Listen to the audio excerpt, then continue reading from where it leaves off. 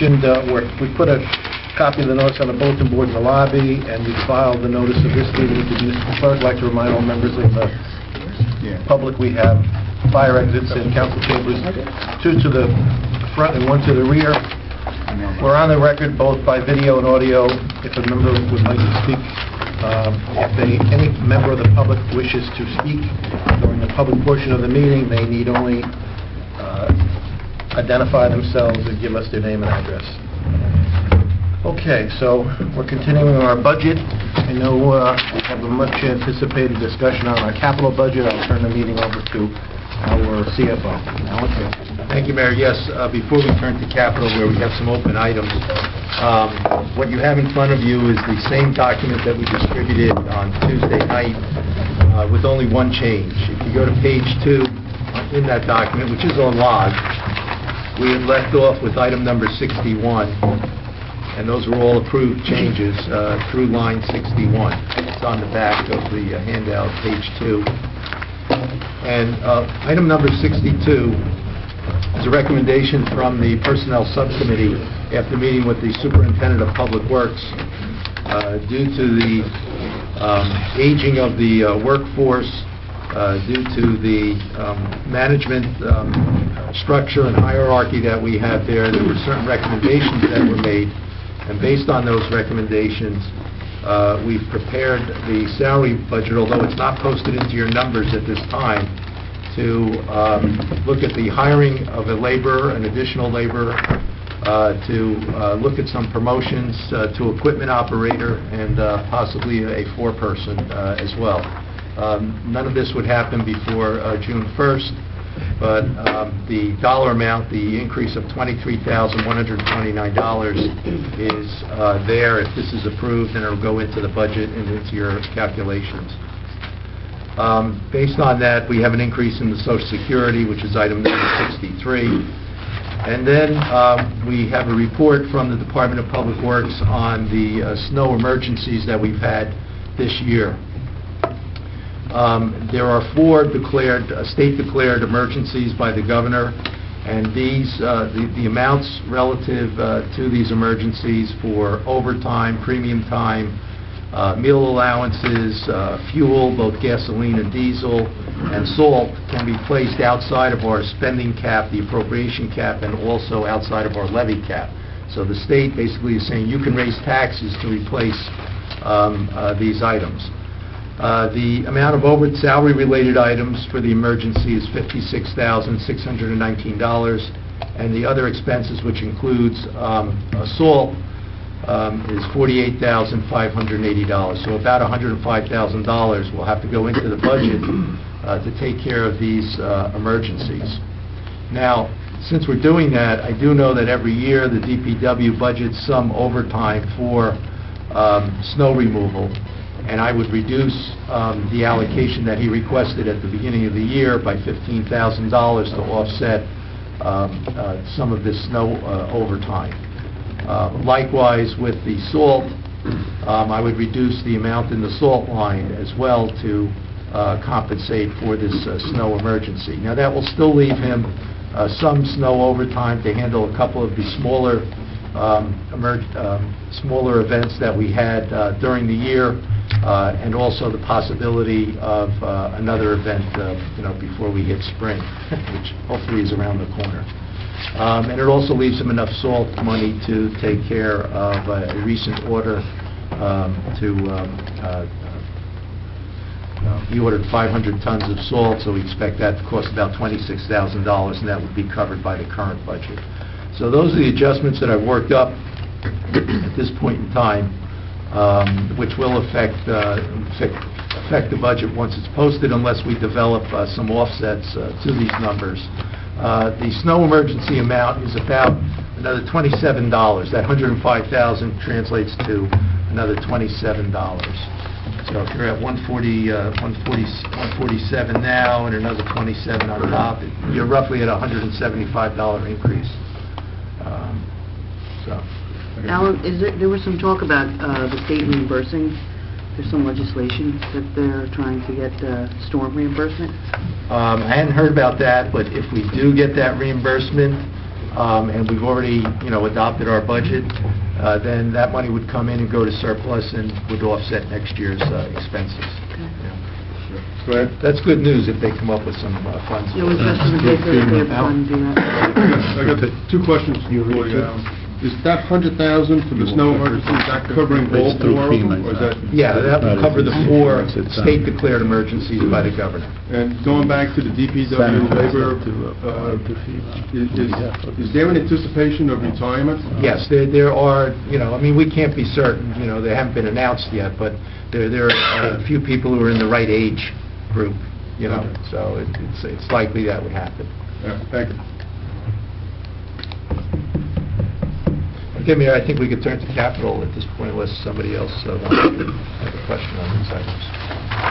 Anybody have a question? Okay, let's turn to capital. Capital will be on pages, 9 are the open items, 10 has your list of what's been just completed at this point. But page 9 is the one you want to work with.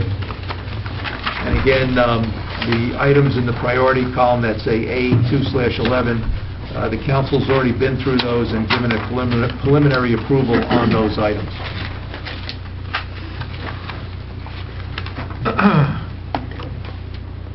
All right.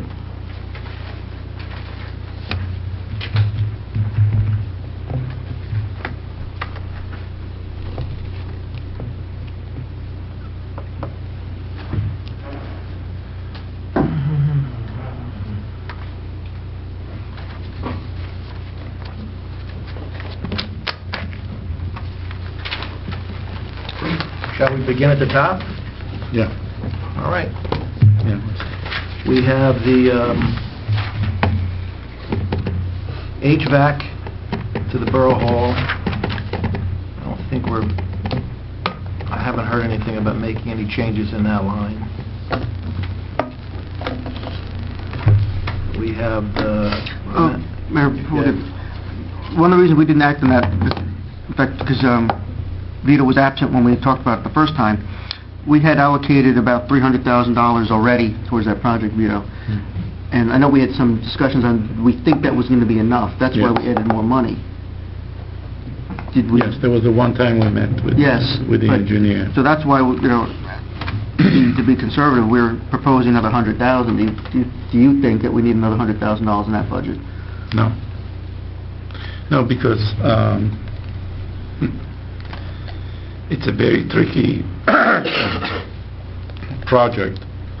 If in fact that project is going to cost the temporary relocation also people, that's an added cost that we may have to factor in, which could be offset by a much speedier construction period. So I think overall, if the bulk of the work is done on regular time, will imply substantial savings to the construction cost, even though we're bound to do it prevailing wage, unfortunately. So maybe 100,000, maybe we could cut back a little on that. Is the 300,000 including relocating everybody and the whole thing? No. But there will be a cost to that. But the 300,000 does not include any savings on doing more work on regular time versus doing it on premium time.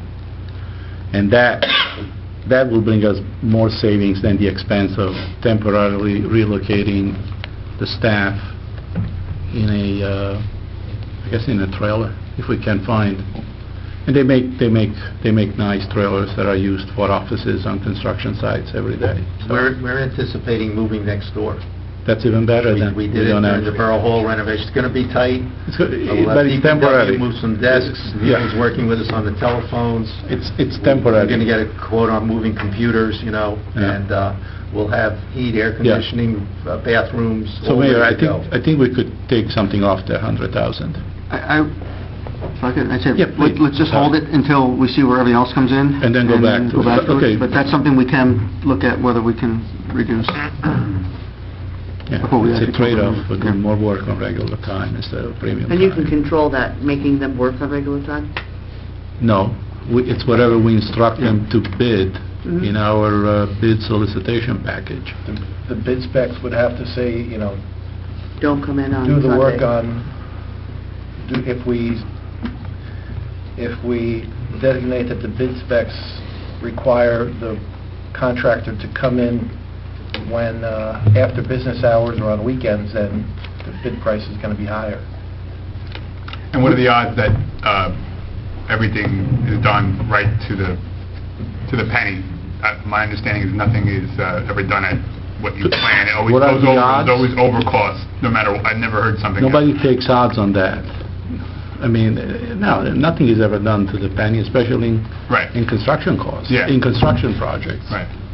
So, I mean, you know, somebody looks at you the wrong way, you just lost $1,000. No, So, I understand.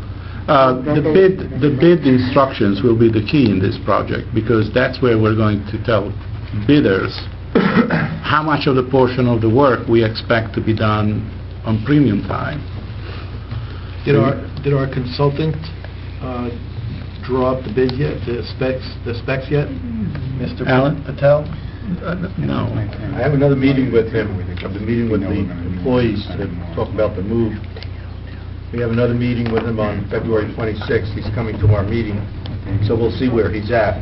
Okay. You know, we have to advise him as to the carpet inclusion. Yep. Right, so leave the side and move. Yeah, we'll leave it for that. All right, so, you know, everything that we get to, we can't just say, let's decide about it later. Either, for now, it stays in or it goes out. Well, I'm not ready to be Solomon this early in the game. He needs a few Such a cappuccinos. draconian All right, choice. Well, like the have a- 300,000, how much like in there, is there like a little wiggle room? Like how close That's to what I it was- are we? I have no idea. On that line item, if I knew that, I wouldn't be sitting here. I can assure you of that. Because on the flip side, if those bids come in at $600,000, we're not doing the project. We reject all the Well, bills. and then we have to come through We an reject alternative. all the bids and go out to bid open shop. Based on the original discussion with Mr. Patel, $300,000 was an appropriate budget. Isn't this 100,000 above the Yes, 300? yes. How close with the other project that he did? Do you know how close we came in with that? What other, He didn't do I anything. don't know. I thought he, He's done many projects, but But not for us. not for us. Mayor, all I'm asking is, and I mean, because it's such a, it's an easy target, we will come back to it before we go home today. Yeah. Because I think that it happened, if we get to a certain number here, and then we have to go back and say, we have to reprioritize And it'll be different an things. educated guess at what we should reduce the amount by. All right, well, Please. let's take, I'm just trying to Yeah, I know, make some to- progress. to- If we want to do it the other way, as to where we want to get to, then let's start at the very bottom. We have capital requests of $4,791,000. What do we want to wind up as? What's the ballpark that we want to finish at? Anybody? Mayor, I have given the council and the finance committee schedules which show a historical look at where that number has been over the years. And, you know, recent years it's been slightly over $1 million, I guess. I know, I'm between $1.2 million and $1.5 million, or around there. That's historical.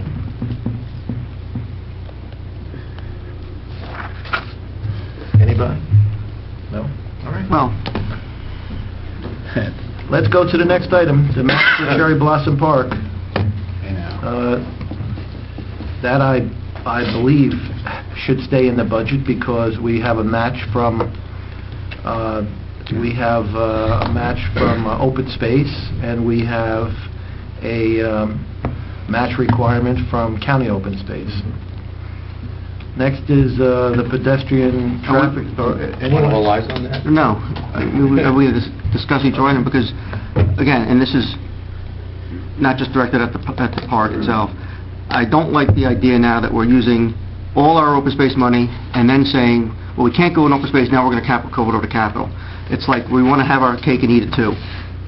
If this was a priority for the rec commission, they told us last year this was their number one priority, because that's the open space application we made, then they should make that decision that that's what they're going to pay for through open space. we shouldn't be splitting the hairs on these projects and saying, we'll do whatever you want till we fill up, take all the money out of open space, and then it's okay, whatever's left over, we'll trickle it down into capital. We're charging everybody the equivalent of $38 a year in taxes for the open space fund anyway. So, to me, it's almost like, Double dipping. yeah, I don't want to say, I don't make it sound like it's nefarious or anything, but I No. think it's an accounting issue where I don't think, we think we have a separate pot of money here, and we forget that that's actually included and above the $180 we're looking at right now. You're paying another $38 to open space on top of it. So I just think from a philosophical mindset, you have to understand it's all one pot of money. Right. And if the open space is meant for primarily the rec projects and our park projects, those projects should be funded through the open space. That's why we had the ordinance put in place. That's what the money's for. And if they should be forced to make priority decisions just like we have to do on the Capitol. So that's why I said that kind of project, or under this one, it should not be under capital. All right. Any further discussion? Is there a motion to include this, or take this out? I would make a motion to take it out. Second. I'll make a motion to keep it in. Wait a minute. No, what is the vote? There's already a motion and a second. Let it go down. We have to have a vote. If we take this out, we can't, I know. we have to send back the $52,000 grant. No, we don't. You can make cuts in the open space and put the money in open space. We already allocated open So that could be space. reallocated. There's no reason not to. We already allocated that by formal resolution at last week's meeting. So I'm not in favor of taking this out because it's We have to take a going to vote. become another send the money back thing, which doesn't look good. All right, so let's take a vote. Let's have a roll call, please, Edith. This is to take it out or keep it This in? is a motion to take it out. There was a motion and a Right. second. I vote no. Yes. Wait a minute, what happened? Alan made a Oh, did we start? I didn't hear. Yep. Okay. I voted, Right, I didn't hear. Right. you voted yes. Yes, No. thank you. You're welcome. No. Yes. No. No. All right, is there another motion? It's too far. I make a motion to keep it in. Is there a Second. second? There's a motion and a second. Vote. Kathleen? Yes. No. Yes. No. I'm sorry. This is the You're voting for motion. yes. Yes. All right. Thank you, everybody. Usually I hear my name. Move on from this to side. Yes. these pedestrian traffic signs on Kinderkamak Road. I'd say leave it in. Yeah. God, these are important. All right, I'll take that as a motion. Second. I'll take that as a second. All in favor? Aye. Very good. Okay, the River Edge Community Center. Do we want to discuss it, go back to it, I can talk to it at the end, Mayor? if we Yeah, could? take it at the end? please. Okay. The library HVAC. This We already is approved that. This is another That's already shot. Yeah, approved. you can't touch that. Okay, going down to the acquisition of property. I just think it's premature. It's a major decision. We haven't even talked about it policy-wise. I don't see any need to put that money in the budget for this year. I would agree. I Are agree you with making that. a motion? I make a motion we Second. remove. There's a motion and a second. My only comment is if we take this out of the budget, then we should consider some other worthy capital project, such as the community center. And I don't disagree, Mayor, but I want to see what the overall number comes. Mayor, I think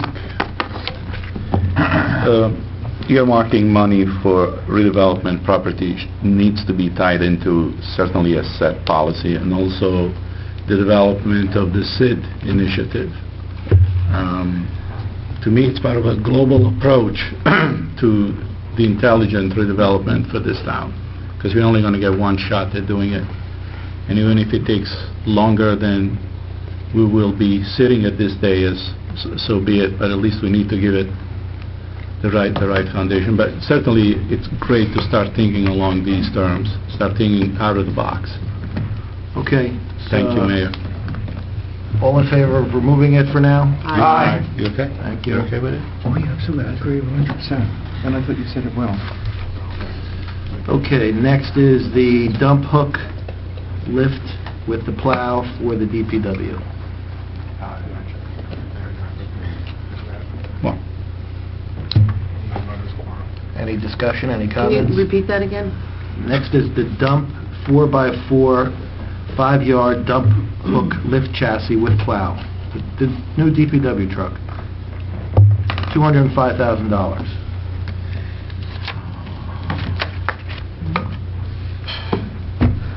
I defer to DPW, but if I'm the first to speak, I don't mind. After meeting with John Lynch, Pretty, and Councilman Mignon, it seems like this is a good and necessary purchase at this time. Our DPW has done a phenomenal job with all of our storms, but their ability to effectively respond to emergencies or to the everyday needs is dependent upon the equipment that we provide them with, and this seems to me to be an appropriate purchase. I agree. It's a mission-critical asset for DPW to have these facilities. The one he has now, he's demonstrated that it's in great disrepair. It's got some safety concerns. We have a replacement program for these major pieces of equipment. And as far as some other things, I think this takes more priority than some of the other projects I think we're going to wind up funding. So I don't think it would be smart from a fiscal policy to kick this off another year anyway, because I keep saying we don't know what's going to happen next year with capital. And the main items that come up like this, I think we have to make those priorities and fund them. Mayor, I look at it as an investment. It's certainly an item that may save the town overtime. All right, I'll I'll make a take, motion to keep it in, because I would agree. All right, we have a motion, I'll take the second. All in favor? Aye. Okay, after the fence on Kinderkimack Road, which is out, with the next 6 items are DPW items that indicate that they were previously approved on 2/11. Right. Is there any discussion or changes in those 6 yes. items, Ed? I was just talking to Alan. One, I believe that the stormwater bar and grates have essentially been included under operating costs, so we can remove that $7,000. I talked to Alan about taking the $6,000 that we have for sidewalks, since that is a major capital, and bonding it somewhere, so we don't have to put the whole $6,000 into the budget as a whole item. And, or those were the 2, Alan, right? I think it was. And did you want to increase? The head wall. No, there's- No. Did you want to move head walls into the sewer line? No, the head walls are separate. Those are just Yeah. the refacing of the ones that, Yeah, take those 2 first. Oh, where the Yeah. water got between. I'm wondering let's take the other 2, then I'll make a recommendation on the head walls also. But, so I'd say we remove the $7,000 and then put the 6 into bonding, which means it goes from $6,000 to $300, correct? Yeah. Second. All right, so we're just going to, how do we change it into bonding? What line do we put it under? The 6,000 is going to come out of the capital improvement column. You'll put 300 under the next column, CIFDP. Right. And 5,700 into the bonds. Okay. And the total will still be 6,000. It's just redistributing it, changing the impact on the budget. All right. So we're reducing that line by 5,500, correct? I mean, no. 5,700. 5,700, yeah. Right? And then we're removing The 7,000. the 7,000. Right. All right, do I have a motion and a second? Yes. Is there a second? I seconded. You were second. All in favor? Aye. All right. Alan, I wonder if we can reduce the head walls on Elm. How much do we pay for the ones on Concord? I don't think it was $7,000. I mean, John, if we go back to capital, he probably has an estimate on it, maybe from Joe Peeper or something like that. We can take a look.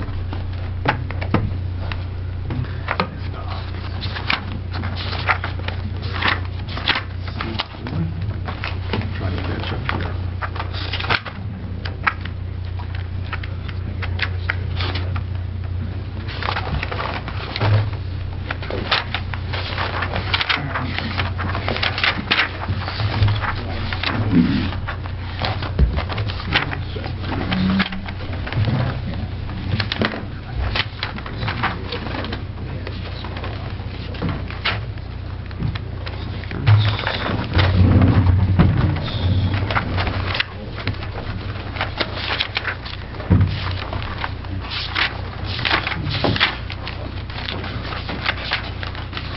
No, he's got, an estimate from Pika for 6,300, so, yeah. Yeah, 6,300 from Pika head walls, repairs 2 Elm Avenue, Greenwood Terrace.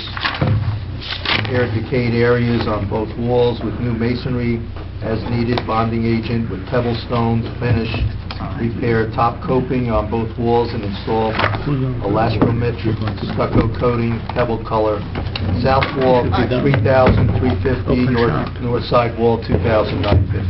Now, Total project, 6,300. we have to leave it, fine. But he'd probably get another quote since it's over the amount, right? He will, but I don't think we're, there's no reason to, no way to cut it, we don't know. I think we have to take the conservative number that he has and leave it, so it stays the same, I think. Okay. The rest of the items were all approved on 211, which brings us to the fire department. Okay. Pumper. Mayor, I'd make a motion for us to fund the pumper in full. Second. Any discussion about this? Yes, discussion. Please, let's have discussion. Do you want to say something? Oh, no, I just wanted to open it. I mean, no, I'm just saying, does anybody have something to say? And then I may or may not jump in. You want 2 cents? Go ahead, Ellen. I think that the fire department has made a good case to replace this vehicle. I think it's been on the budget for 5 years. I think that we would be prudent to move forward, and I would certainly support the replacement. I agree with Ellen, and again, I'm looking at the overall number. And again, like the DPW truck, this is something that eventually needs to be funded. And kicking the can down the road is not going to work. We're at that point, and I said this several times from up here, when I look at the capital, I look at what are the costs we're paying every year to keep it going versus what the debt service increase is going to be. And we're almost at that break-even point with this truck. And again, I don't know where we're going next year, and I keep saying I'm looking at the legislature and I'm looking at the attitude in our mission statement about the general attitude towards taxation. Things are going to get tighter before they get looser. And we're getting to a point where we should be at a point where we're only funding priority mandated needs and not into these wants and sub-wants. So I said, looking at the overall number, I'm comfortable including it. But what that does mean is that I think other projects have to be lessened in their priority. So I would support paying for it now. Okay. No, go ahead, Anthony. No, just to piggyback on that, I mean, the conversations I've had with the other groups that I'm liaison to, I brought that up, that this fire truck is not it's a life and death item. It's not something that is, we're asking for whatever, I don't know, a fence or some new swing set or something like that, which, again, not to say we shouldn't do those things, but this is literally life and death. So I think that's the consensus I got from talking to other people, that they understand that and they agree with that. But I also think there's a perception that for whatever reason we spend money on fire trucks every year, and we don't. Right. I think, Chief Craig, I think the last time we bought the new truck was 2003. Was that six? So you're 8 years ago we did the last major purchase, and hopefully it's the last major purchase for another decade. So. I think also with the new construction down there, we're going to have the equipment to... Well, I think that's something you worry about when you get developers in, and they should be contributing to some of those costs. I think this is just to maintain status quo, so that's... I agree with all those things, and our primary mission is safety and infrastructure, and this certainly goes to safety. As was oddly brought to kind of a moment, when a fire alarm goes off and it's your house, and you get there and you're saying, "Where's the fire truck?" Well, having equipment that's dependable and that's appropriate and for our modern firefighting needs is important, and if we don't do it this year, we're only going to have to reconsider it next year, and there comes a point where we have to say to ourselves, yeah, it's a lot of money, but we need to do it. This is what the town expects us to do, and it's the right thing to do. Okay, let's have a vote. Kathleen? Yes. Yes. Yes. Ellen? Yes. Yes. Yes. Okay.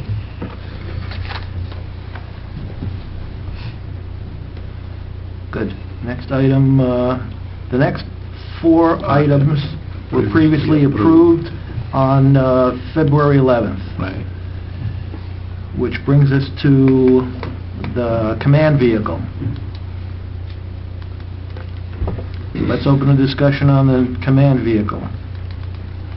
Again, meeting with Councilman Papaleo and Chief Coretti and John Lynch, this replacement is part of their overall fleet management planning and policy. I think they demonstrated that there's a need to keep our vehicles up to date and have serviceable vehicles. And again, this is at a point where I'm saying the money we're putting into repairing old vehicles is going to be equal or less to what the debt service would be for the new vehicle. So I would support buying this vehicle at this time. I would concur, and I'd also add that, for the record and for anyone watching this, just to emphasize, because we brought it up before, is that this vehicle is not going to be sold. It's going to be moved in, as Councilman alluded to, it's going to be moved into a different aspect of our fleet. It's going to be used to replace the Crown Victoria, which right now is not in great shape, and it will be used by our code inspector. It will be used for other municipal uses, and maybe for our OEM when we have a weather-related emergency and inspection of the town is necessary. So we're making good use of the old vehicle in a less demanding venue. Any other discussion? Mayor, just as a to be done things, we have to make sure that these vehicles have the means to access the emergency, and I'm referring to the above average snowfalls that we had this season that have caused parking nightmare, and even streets that are 50-foot wide with the snowbanks encroaching into the street pavement and cars parked at either side. I just don't see a fire truck or a command vehicle to zip right through it. So just for our own good, in the spring, maybe we need to begin to talk about how we can deal with such an emergency that would prevent a fire truck to get to an emergency. Thank you. That was just Let me ask the chief, can you describe this command vehicle?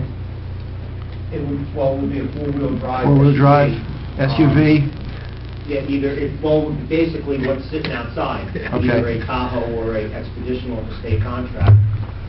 To piggyback what Councilman Aquafrida said, there's been many streets in town. As you know, we've been going around doing hydrants.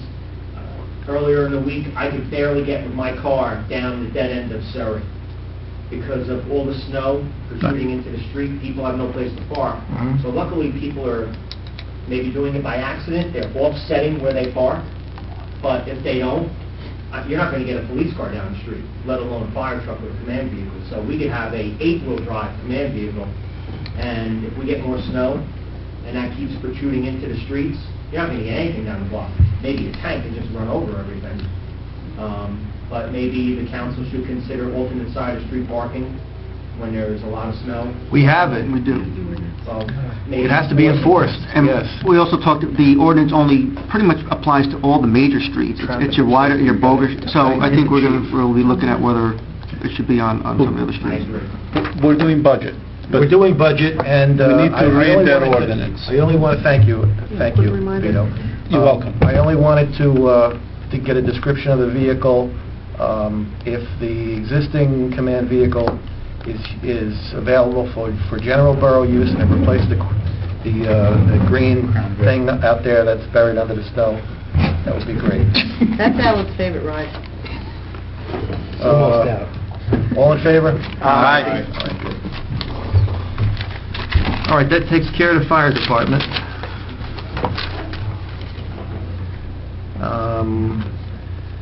Historic has been approved. Next, we have infrastructure projects. We have the Voorhees Storm sweep, new sweep. Any discussion on that item? Mayor? Ed? Actually, I would take the two next items, the Voorhees Storm Sweep and the head walls at the Valley. I think we're still in a position with Voorhees where we want to see what the effect of the work we did last year and the cleaning is going to be, and I think it's going to go far to alleviate most of the problems there. What I would recommend is that we remove both those things as individual projects for $110,000, and what I would recommend is to add, because we have a miscellaneous storm sewer improvement line. So we're funding at $50,000. What I would recommend is we remove the two line items totaling $110,000, but add back $25,000 under the general storm and sewer to give us, again, some set-aside money, and this is to pay for any emergency come up, or if something happens of an emergent nature with Voorhees, we can obviously apply that to that too. But Ed, do you want to leave in the Wayne pump station? No, Do you want to leave that in as is? which one? I don't know. The Elm catch basin. Okay, I'm sorry. that's a separate project. Yeah, that was. But you want to... I want to leave that as is. I'm just talking about the first two lines. the first two So lines. then what if there's a problem with, Voorhees and then the catch basins, and they're both, one's 57, one's 47, 60 and 50, and you've only left 25 in there? What if they both have issues? I'm not. You're saying to keep... The head walls is not an emergent project, so the head walls is one of those things that we'd like to do. I don't know whether it'd be a priority at this time. I think what you're saying is we put it off for this year, see what benefit we earned from what we've done. And we put aside a little bit of money to do some other work if it comes up. If it comes up. If it comes up. So you don't think the head wall is a priority? No, not an emergent priority, no. The head walls are a long-term infrastructure project. We did 2 last year. We have a long list of head walls that we have to replace because they're always deteriorating and falling into the stream. So last year we did 2. We were going to prepare to do a couple every year. So that's why it's on the capital budget. Can I just ask a question? Why do we have the Valley head walls under infrastructure and the Elm and Greenway head walls under DPW? You're right, it probably should be. I wonder if it should be, if we're making adjustments to the, you're just saying that the Valley head walls are not an emergent situation, whereas the Elm and Greenway, we've agreed, are in yes, forced repair. because we do have a ponding issue that was exacerbated Yeah. by the paving. I agree. It just occurred to me that You're absolutely right. I had made notes on it because I think, yes, in terms of DPW, because also the sidewalks should be moved out of DPW and put under an infrastructure category, not as a DPW category. Separate things which are equipment-oriented or vehicle-oriented from DPW from physical improvements. So, yeah, I don't probably want to redesignate it just so it's under the same category. Okay, but you're suggesting we remove the head walls at Valley this year? Yes. Okay. I'd second that. And I said, and we take Voorhees as a line item, take it out, and then put 25,000 back in towards line Under miscellaneous? under infrastructure. The last one, under infrastructure, storm sewer improvements. So that goes from 50 to 75. Which has already been approved, so we're just adding to it. Yes. So I'm seconding that. All right, so that's to remove the 60,000 from Voorhees storm sweep And the head walls. and the 2 head walls on Valley. And then add 25,000 to the other line.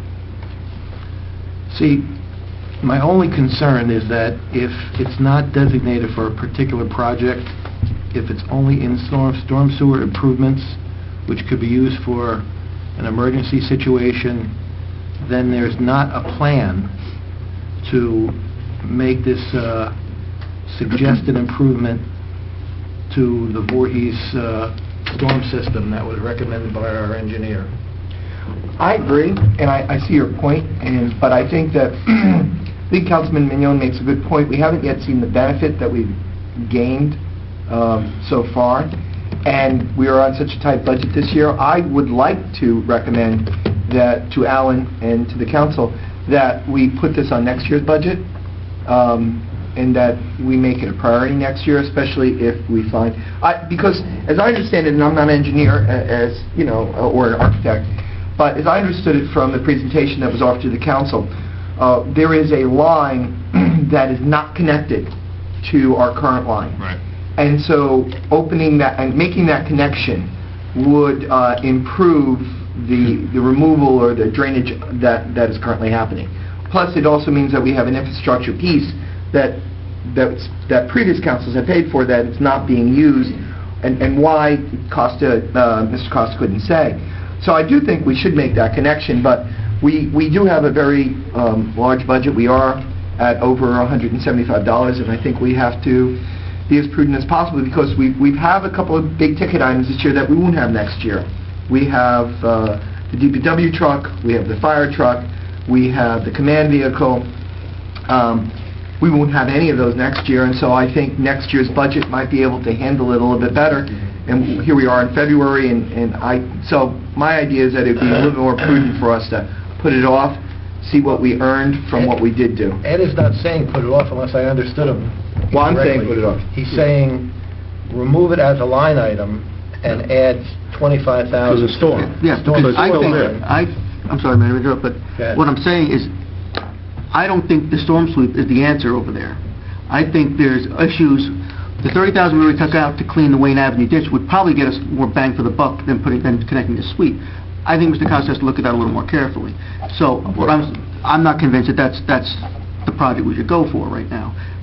So there's other, I think we need a larger plan. Okay. Looking at from Voorhees all the way down to the end, and then see what improvements need to be made, and then...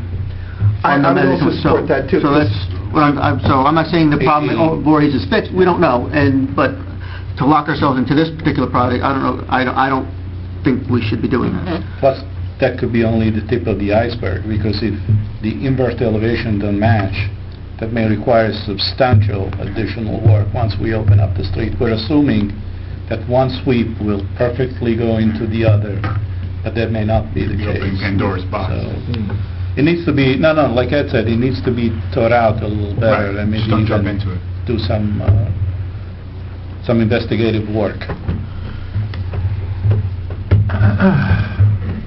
All right, so there's a motion to remove the two items from infrastructure, Voorhees storm sweep and head wall Run Valley. Is there a second? Mayor, there's also a motion to put 25 in. Yes, I haven't gotten there yet. I thought that was all one motion. Yeah. Let's take these Well, things then we out got of to the change the budget. motion. Okay, then want to do one at a time, Mayor, is that what you want? No, I want to do one at a time. Let's remove the $110,000. We have a motion, do we have a second? Any further discussion? All in favor? Aye. Okay, good. The Elm Street catch basins, I believe the discussion was that that's necessary to deal with the ponding issues. We've already approved that. That's already approved, okay, good.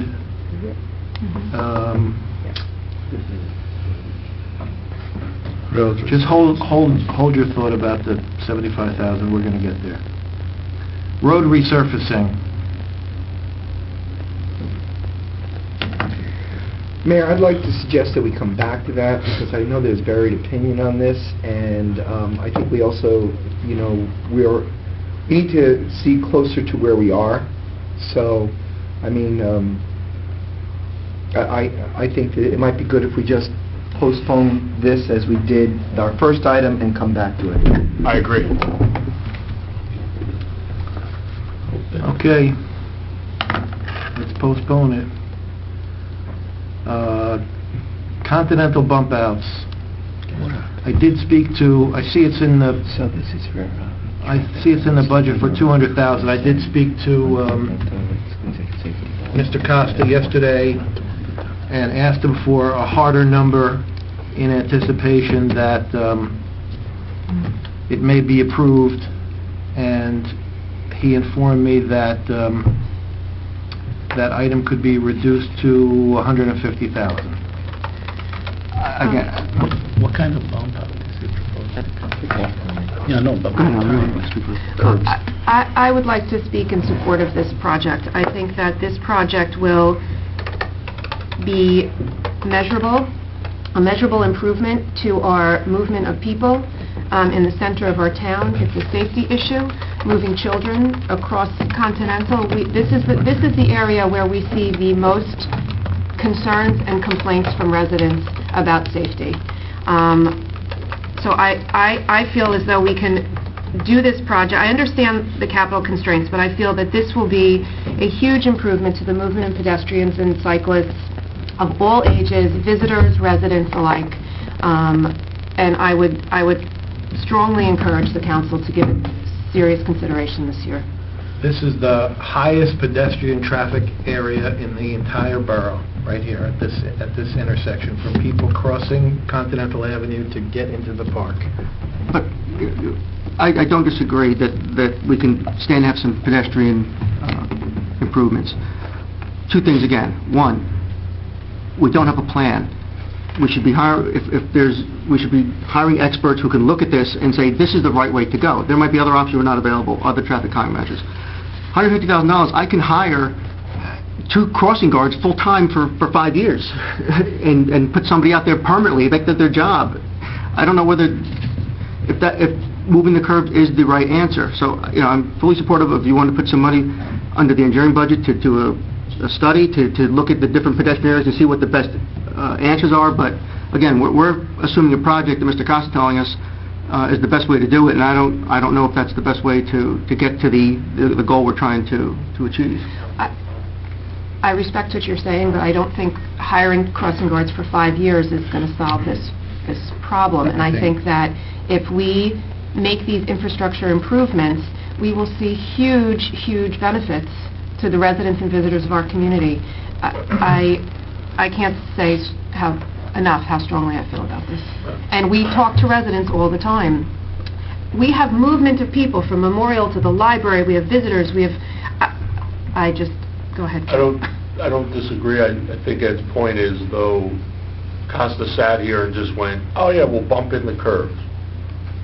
We don't know if that's definitively going to help the situation at Continental. I don't disagree that it's a very busy road. It should be done. Everything is valid.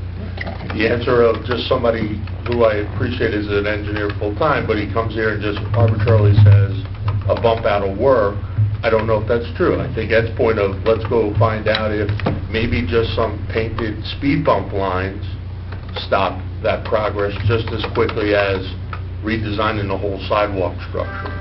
And are we proposing removing the parking? Because then you have to worry about what the impact of removing street parking is. And no one's saying that the bump outs wouldn't work. The question is, how much would they work? Because that's a big ticket to say, yes, it's a fact, it will help, but that's relative. Help what? Help 1%, 2%, 80%? I mean, how much is... And it does seem kind of to what you're saying, too. It's a big ticket to say, it's going to work. So, yeah, but how much? Sorry, Ed, you were saying? No. I have to agree, too. I think we absolutely have to do something. I'm not quite convinced this is it. I don't know if we, for instance, put out some sort of concrete valves as they do sometimes. And, and also, what about the idea of putting a speed bump? I don't know, and I don't think we've had a look at this. I think we should make it a priority. I think we should put money in the engineering budget to look at this. But I'm not convinced right now that this is the best or the only solution. We're taking money out of the engineering budget, not putting money back in, first of all. Second of all, there's nothing to study because everybody who sits on this dais knows that's the busiest area in town in terms of bicycles and pedestrians. A speed bump is not going to work because the DPW is going to be hitting it with their plow and everything else.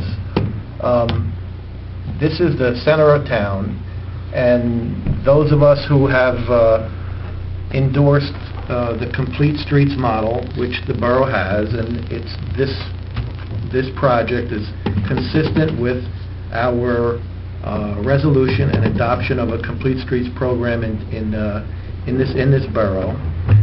And this is really a necessary project to prevent a vehicular homicide, that it's only a matter of time. You know, why do we have to go there? I mean, Why don't we do a traffic light then? That's what I was thinking. Why Do a not light with traffic light. the, crossing light? Or a stop well, sign? put the flashing That crosswalk. could be do designed something. into the thing. We have the We're at Get the state involved. $2,700,000. It's a municipal road. Alan wants to share. Last light we did was $800,000. It took us 10 years. Yeah, fine, but who says that, okay, so we have to destroy a street, pinching it in on the assumption of hearsay that it's going to work. Why can't we do this to, I'm sorry, it's just, I was trained to think a certain way, and you could think that I have blinders, but to me there is only one way of doing things, and it's the right way, even if we have to take a step backwards or two. So you're saying I have want a to see, plan before you get to the battle? where is a traffic expert for once? I, an architect, I'm asking for the opinion of a traffic expert. They can tell us. They can tell us. Tell them whatever you want. No, Eileen, it doesn't work that way, Kathleen. It does not I've work seen it that work that way. way. That's how you piss money away. With the experts? No, by just doing things because our borough engineer suggests that the best way to do this is to create a bottleneck on Continental Will he Avenue, be considered pinching in an the street. expert? That's what he's saying, he's pinching in the street. Based on what? That's the model. Yeah, but That's the complete street model. there are no alternatives. There are no alternates. There are no alternates at all. The alternative, Eyes is a traffic expert. the recommended thing is to put to do what's That's called insulting. a lane diet, to put the street on a diet No, by per comment. doing curbs, doing a bump out, widening the crosswalk, putting up visible flashing signs. It's all part of, On that street? It's all part of the design right in front of the park. Just want to ask, I guess, Ed and Councilman Aquafetta, right? You're not saying that we shouldn't do anything there, right? No, I think no. Councilman Favela said too, lights or something. So we're not saying don't do anything, we don't care about the children, but we're just saying this bump out thing is, it's a very large ticket item. It does require, I agree, someone to come in because it is such a big ticket. We're not saying don't do anything. No. We're just saying, am I right? Yeah, it's a permanent change. It's a permanent change.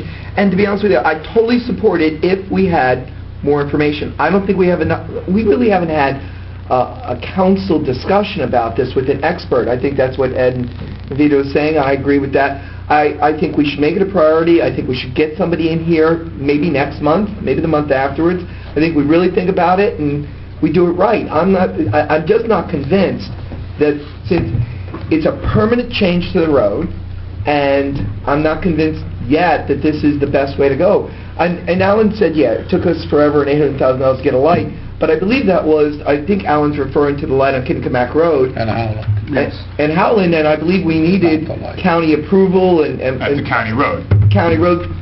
Continental, is it a county road? I don't believe it is. No, Continental's a... No, it's not. So I think that's an apple and orange comparison. I agree. And a flashing light or a pedestrian crossing, I think that I absolutely feel we have to do something and we have to make it a priority. I'm just not convinced for $200,000 that this permanent change to Continental is necessarily the way we want to go. Maybe it will be, and we'll definitely put it into Yeah, that. $200,000, you just don't jump into We need it. a plan for... 150. 150, even 100 you don't jump into it. But- Which is, We have issues with speeding on Fifth, we have issues speeding on Bogart, we have issues on Kinnaman.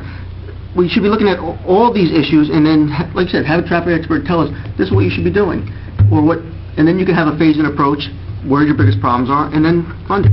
We're talking about, we're still at $2.7 million in capital.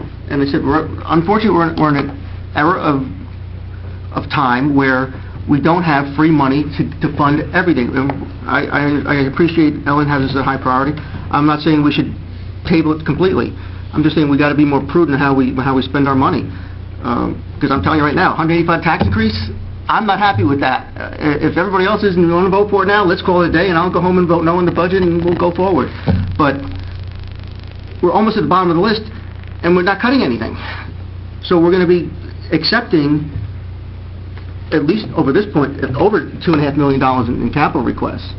which is almost, 2.5 times what we normally approve, only to come back next year with probably the same number again. So I think we still need to look at a big picture here, and if this becomes a true priority for the council, then we got to go back and cut other stuff, because we just can't keep adding on to everything. Anybody else? I think this is a priority. Anthony? This is a philosophical thought, but personally, I think many of you up here as well, I've always believed in achieving something incrementally and doing it step by step. And I see some of the thoughts expressed here show that, rather than taking a 3-step jump and maybe not landing in the desired place. So movement is definitely recommended, just from an outsider looking in. But to go ahead full steam ahead, I think a wiser decision would take a small step into a study or what have you. Just an outside thought. Take a step at a time, incrementally, rather than boom. Mike had his hand up. Thanks. I'm just curious if anyone is aware of another location nearby in a local town that had done something like this, and maybe it's easy to find out success.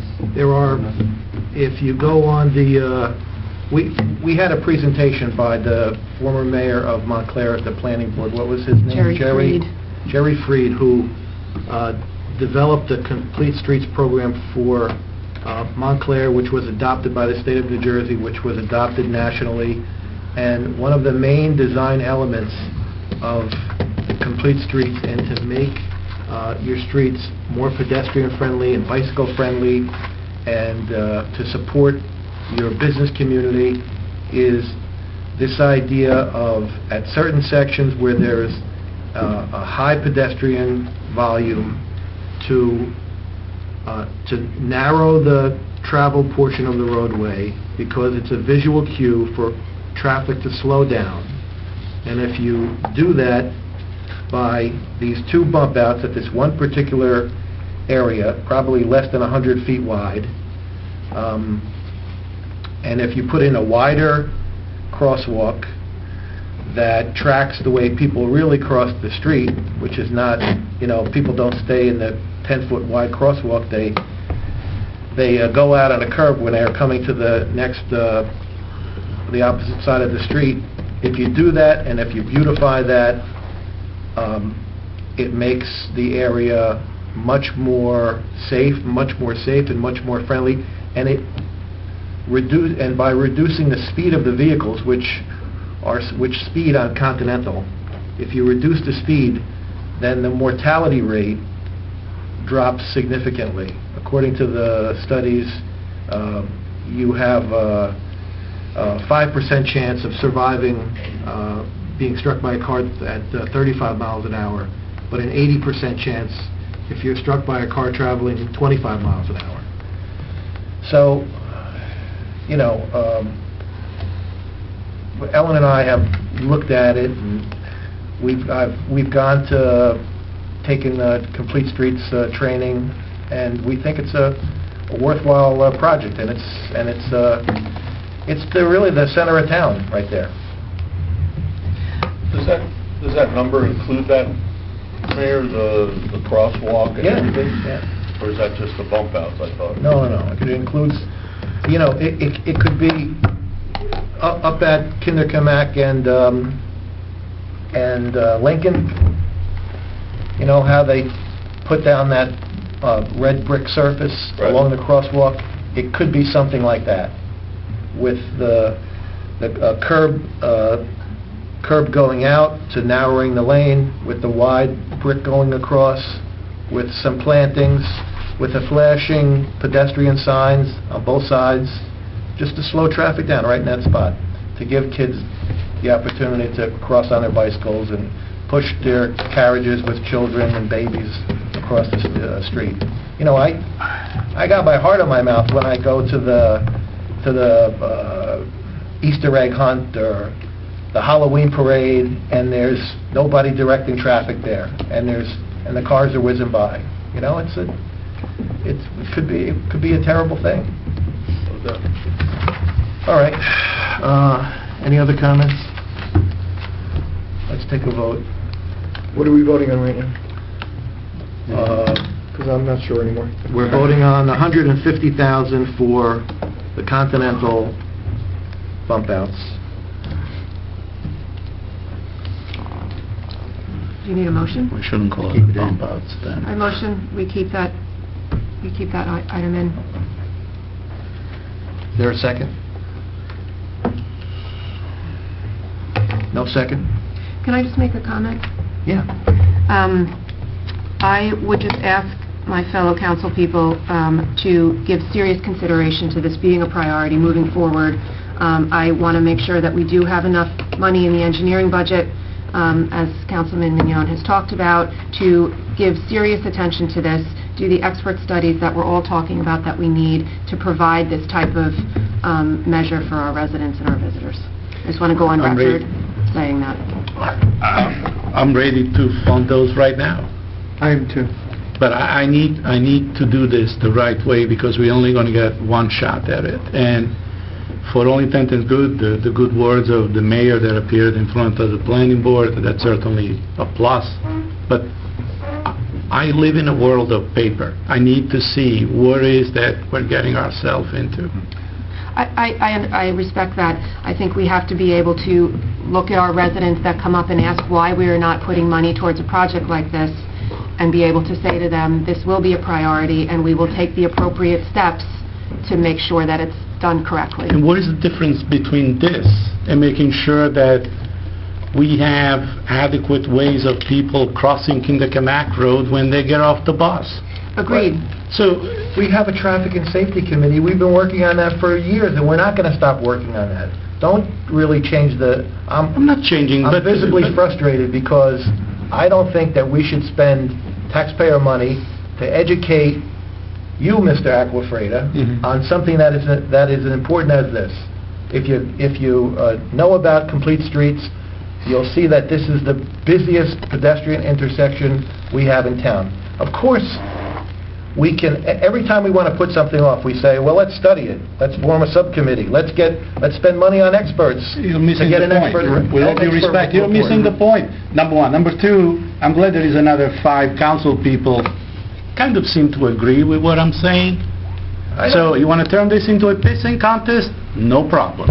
I just want to add, I don't know about the other council over here, but I run and walk that Continental from where I live on the edge of Paramus every Monday night council meeting, and in the summer I cycle, run, and walk it almost every single day. So, I mean, for me to also say let's wait, my butt is on that line every single day that I run, walk, and cycle for training purposes on Continental. So I'm not someone who's like, oh, I never go on Continental, I could care less. I mean, I don't know about anybody else here, but I'm in that street, on those sidewalks, every single day, I would say, when I look at it throughout the year. I walked in the snow and the ice to and from a rec meeting 2 nights ago. So, I mean, I totally understand what Councilman Bastide is saying, and I think something has to be done. But again, but again, this goes to priorities. We're spending $150,000 or $106,000 on Bogert Pocket Park. We could have easily spent $100,000 on this and got half match for this project. You have to decide what your priorities are and where you want to apply for your grants and what you want to spend your money on. We can't do everything, unfortunately, and fund every project. It's just, fiscally, it's not possible.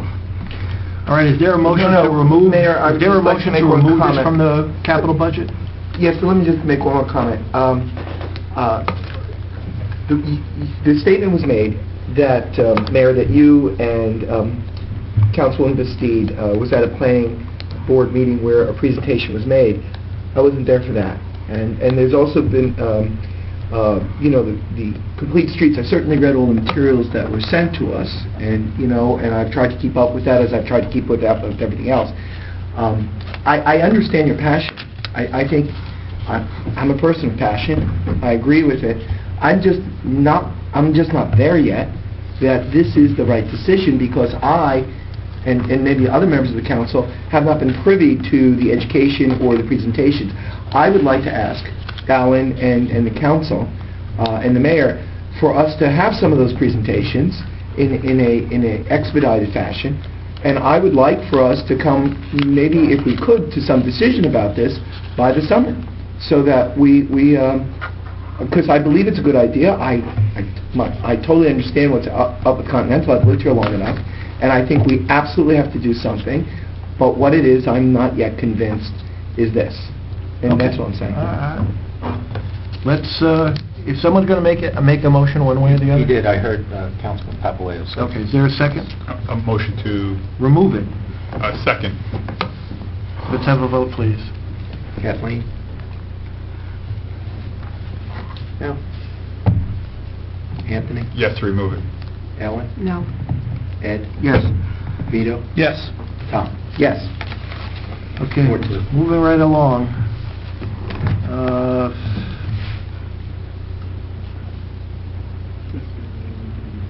You know, let's start another hot button issue here, Grove Street. Why not? Can we just do the easy ones, like the bottom ones? Since the iron's We'll hot, just say let's keep yes going, to that? baby. You did the easy Let it one roll. on the 11th. Can we just do all the police stuff and say yes to that and The then police all have been take a approved. break? We approved all the police. Grove Street,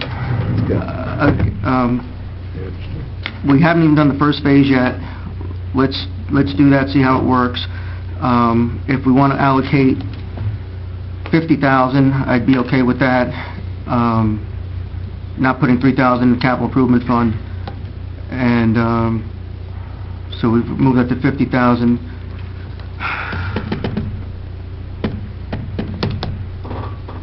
Sorry, what was that? Yeah, I was confused too. I'm saying, we take the $3,000 from the capital improvement fund for Grove Street, and then reduce the bonding from $100,000 to $50,000, which means we'll remove $3,000. $3,000 for the fence. Oh, that's for the fence? $3,000 for the fence? Well, it's high. It's only 6 feet of fence at the bottom and 6 feet of fence at the top. But the number is 3,000. Really? You would know how... It's not from the contractor, it's just a I know, estimate that I 6 feet of fence, ballparked. that's... Wait, it's not... Gold-plated, this Is it gold? Yeah. No, you may have to Only the box best reverse. out the entrance up at But we the can't, top. we couldn't find that money somewhere else? No. Mhm. Anthony Allen, I'll do it. No, the Anthony Allen, Allen, $1,500. I'm thinking You can have the fence in my backyard. I'll help you. Just pay me minimum My wage. God, yeah, Mike, you're in, that's right. So maybe we should have a motion to reduce All right, it from 3,000 to 1,500. 1,600, Michael's in. Is anybody walking other than myself and John Lynch? I remember the last Yeah. time. I have. See that you have the bottom of the stairway to deal with, and you have the top of the stairway, which is just not putting a fence across the opening. You have to come out at least 6 or 8 feet to box out the stair rail that comes up that far. So, and granted, I have not had anybody there to take a look at it and tell us what it's going to be, but this is just How a much number. to knock the stairs down? So, if you feel comfortable with it... The stairs that's don't fine, belong you know. to us. The What if- stairs belong to Mr. Grasso. And The if what if stairs he belong, knocks them the down? stairs belong to Mr. Grasso, but Mr. Grasso has given us an easement. Right. There's already an existing 6-foot chain link fence Mhm. that goes down the embankment, Mhm, but at the top it's open so that people can walk on those mhm, dangerous stairs. mhm. We have to put a fence from the edge of his building Mhm, mhm. across to the existing fence and box it in so that there's no access to the stairs from the top. And we have to do the same thing at the bottom, so there's no access to the stairs from the bottom. So the idea is to keep people off the stairs Yes. Yeah. permanently? Wow. They're like Yeah. Dr. Seuss stairs. Who owns the stairs? Mr. Mr. Grasso. Did we cite him for a violation for bad stairs? No, but he gave us an easement, so No, he in gave good us faith, an we have to do something. What do we need the easement for? Put the Grove Street parking. For the Grove Street parking. But also, if I'm not mistaken, part of the stairs is on our property? That's disputable. That's never Yes, been... part of the stairs are on our property.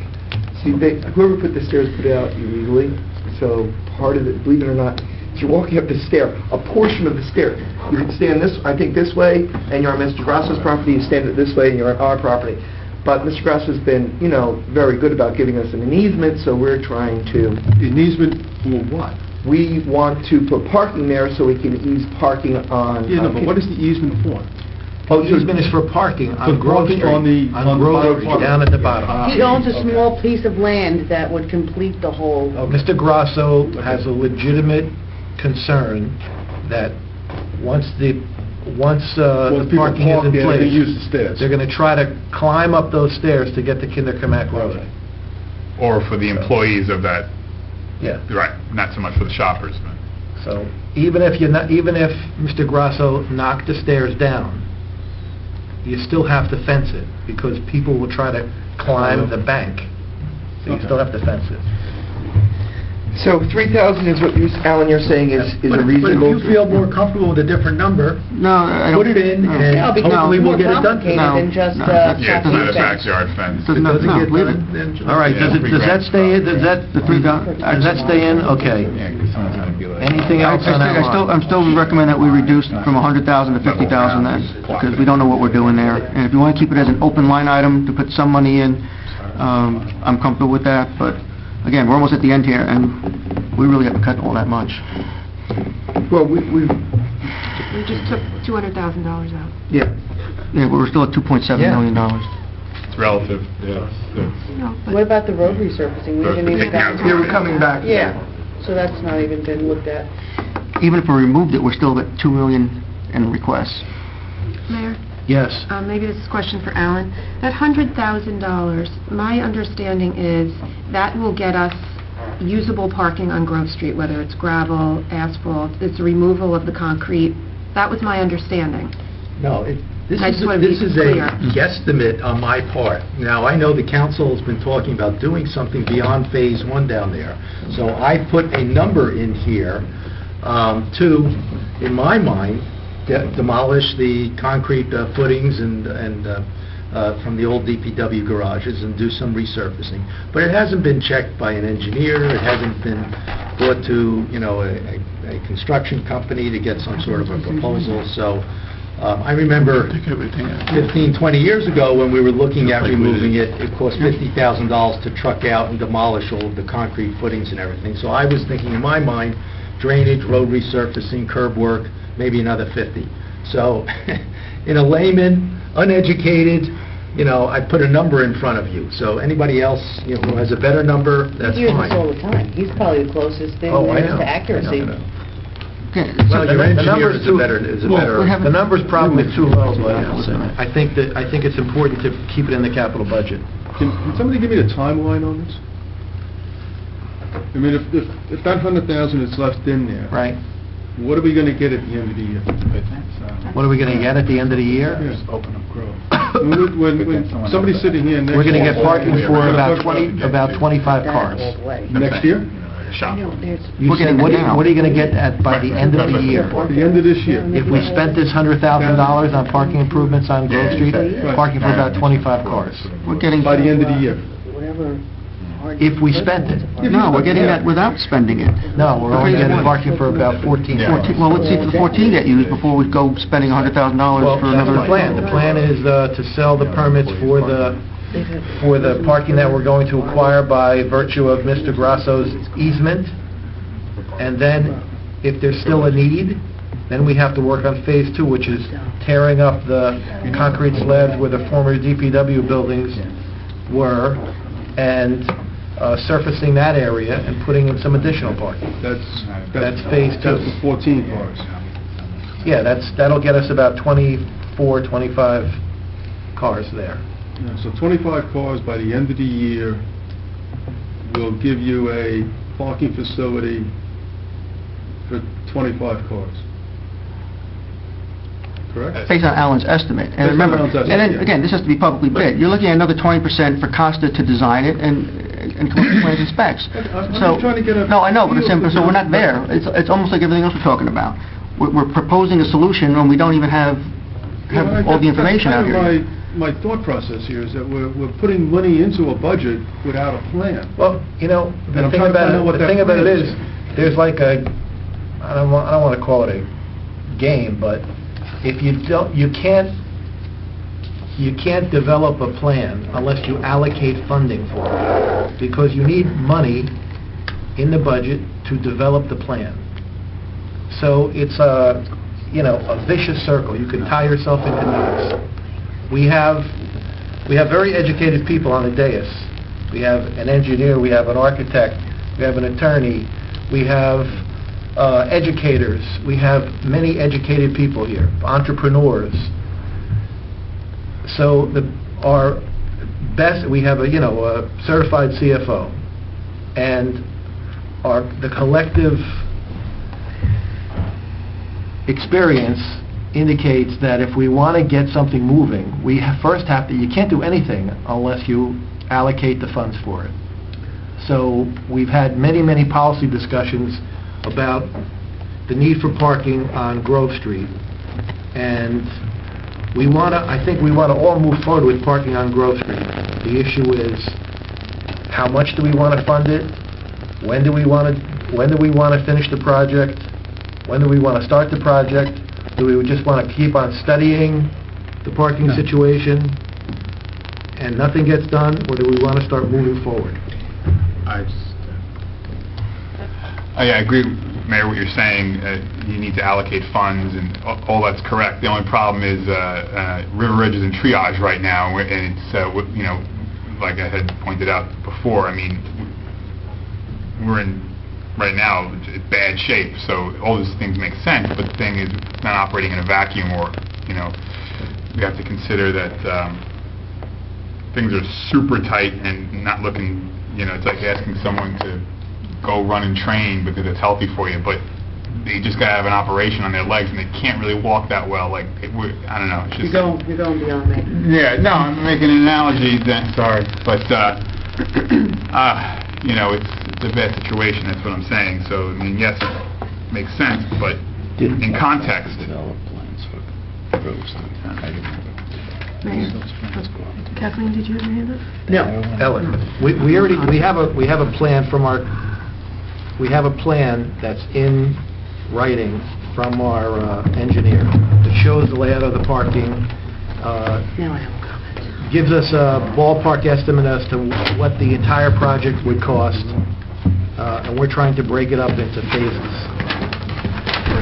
I do want to just say, you know, Anthony's saying, you know, with triage, we won this. These businesses have come to us, you know, begging for help. And they'll be back again. You know, and if we don't have, if we don't support the businesses, they go out, it looks bad, and we're in, you know, back into square one. We're trying to improve the business community. We are, but we're focusing on one building for one owner. And the fact of the matter is, you have stores over there which have been there for 10, 15 years who have thrived without the parking. Look at the sushi place. It's been there for 15 years. They have no parking. What's the difference between them and why were there 4 pizza places there? Maybe because we have too many pizza places in town. It may not have to do anything with the parking. We don't know if we don't know whether there's no money being put into upgrading those buildings. We don't know what kind of rents they're charging. A lot of the businesses there have overturned. There was a plant business that no one even knew what it was. Plant store. That there was one guy in there with a bunch of Then how do you plants. explain the success of the sushi place without the Well, parking? I can actually explain the success because I go there on a pretty regular Yeah. basis. One of the things that Fuki Sushi really does is it doesn't do a lot of business it doesn't do a lot of customer in business. It does a lot of takeout. Yes. They come in, they go out, and they do the majority of their business after business hours. Whereas the pizza parlor is trying to do more business during lunch because... Right. And by the way, guys, we've had lots of drawings on it and everything else. I agree with the basic premise that we need to look to see how successful these 14 spots are. But I also agree with the mayor in that if nothing else, what we're creating right now is really a temporary parking situation. We're going to need to do some work on it.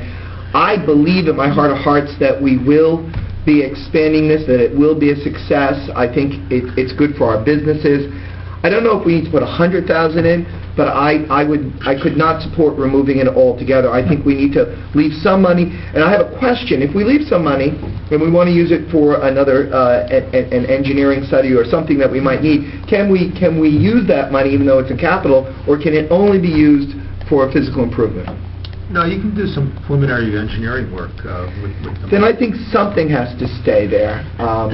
That would be my position, because I think this is good for business, and therefore I think it's good for River Edge. Yes, it will primarily and initially only benefit one building, but I think that will, I believe, that will not be its epitaph, that it will go on to, improve the entire area. It also shows commitment on our part. I think there's many elements to it that is worth funding. I don't know if $100,000 is because I think that's a ballpark number. Maybe we can reduce that to 50 or something else. That's Ed's motion. I just had one more thing. You know, you had advocated making a flat-out parking, like just level. Yes. I mean, what would that have cost? And but it makes more sense. No one's going to park down there and walk up to the pizza place. No one. Well, Ed, but This is all for maybe the people that work there or whatever, Again, but- they're there all day. How many people work in the pizza place? 3? 4? Well, she's But saying combined. to the jeweler you're talking about. Yeah, Yes. everybody. So that's a Again, big but chunk, So if 20 you get people. them off And the that's for street, now. you going to can jewelry. have a But lot of when they're not- turnover. When they're not there anymore, then they don't have the number of employees. You have to plan for now and ongoing. Mike? Putting 25 spots is even more than would be required under the site development code in town. It goes by square footage of buildings. You know, it's... We had, I've heard 2 members of the council say, we're doing this to benefit one building. When I have a specific recollection of about 7 business owners all coming to our meetings, the barber, the pizza lady, the guy with the jewelry store that has 18 employees, Delford Florist, Mr. Grasso. It's all the same building. No, it's not the same building. Same 2 buildings. It's And not the Delford same Plaza... building. Delford They Plaza all has- came, that's like 7 different property, 7 different businesses came, not one building. They're spread out along the whole block between Lincoln and Washington. What would the tax increase be at this point, Ed? What's You the have a difference number? between I have us right now at Oh. $112. No, but what would be the difference 112. between 50,000 and 100,000? $2,500. It's not a big difference. 112 increase. No, I haven't added in the emergencies yet. No, you still No, have- I'm just saying, Alan, I'll go back and do that. just specifically, to bring it what's the back. impact on the tax levy between putting 100,000 and putting 50,000? I'm sorry? I thought you said, what's the impact on the tax levy between 50,000 and 100,000? $2,500. Can I just, $2,500 down payment. can I just interrupt you for a second, because we're making progress. Not all of us are happy, but we're making progress. Yes.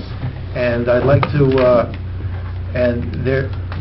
to get back on point, there is a motion on the floor to reduce the Grove Street parking line. We have to see if there's going to be a second on that, so that we can continue with our discussion. So, council, can you state your motion again, Ed? That we reduce Grove Street from 100,000 to 50,000. I second that. All right, we've had a lot of discussion. Let's have a vote on that. Kathleen? No. Yes.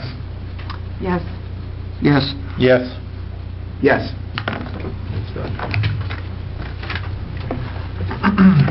Can I ask a quick question on that? Yes. It may not be helpful, but the Grove Street parking lot will be accessible only through River Edge Road, right? On Park Avenue, I'm still on Park Avenue? At this point, yeah. At this At point, this yes, just through Park Avenue, just I'm through, on Spring Valley Avenue, and most of the cars ignore that turn-only sign that move, and I'm just wondering if that would even make it even worse.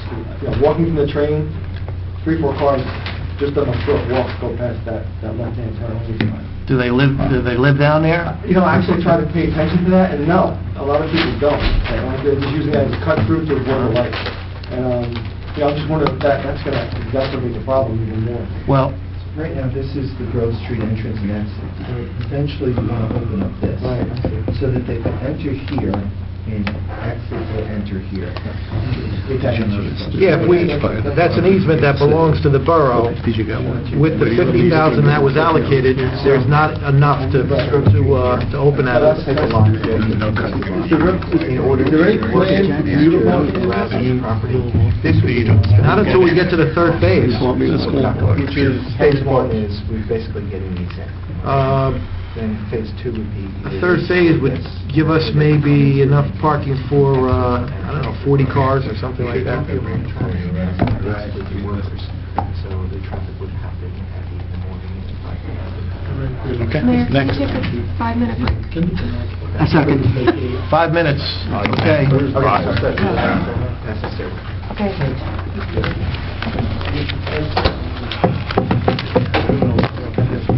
not going to be any easy things, not easy. We're in a hurry. No, this is a... doing this right now. This is a difficult one. This is a difficult one. Yes, well, we use that, because it's the law, so it's a 50 lot. Vito, I apologize. It's okay. I apologize. I got hot. Hey, There's $5,486 in our operating budget for task chairs. They need task chairs. Is there a second on that? Second. There's a second. Is there any discussion? That's done, that's been done? yeah, that's gonna be 211 Okay. next door. The reupholstery of 18 chairs, We can take that out. there's a motion to remove that, $9,041. Is there a second? Second. There's a second. Any discussion on removing of that item from the library capital request? All in favor? Aye. Okay. Next, we have That's approved. the emergency doors, which is approved, the glass door, which is approved. That's another job that me and Mr. Krautheim can do for less than $1,600.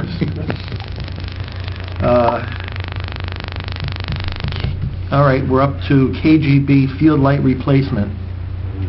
Again, what I said before... Let's open up for discussion. Ed? What I said before is, again, we're splitting this between open space and capital. They originally agreed to a 3-year phase-in. I'd say we take it out this year and then see where the balance stands next year and put it into next year's budget. It's not a need. Well, go ahead, Ken. No problem. Go ahead, Tom. I'm just to make sure I understand what you're saying. The cost is currently coming in at $325. We put originally 36, which brought us down to 288 ballpark, 288 and a half. And then we just put another 36 through capital, which brings us down to 252, 253. So, and that's why the 125 is there. So what you're suggesting is, just for the record, Ed, Yes. is that we don't put 125 next year, but we put 250 next.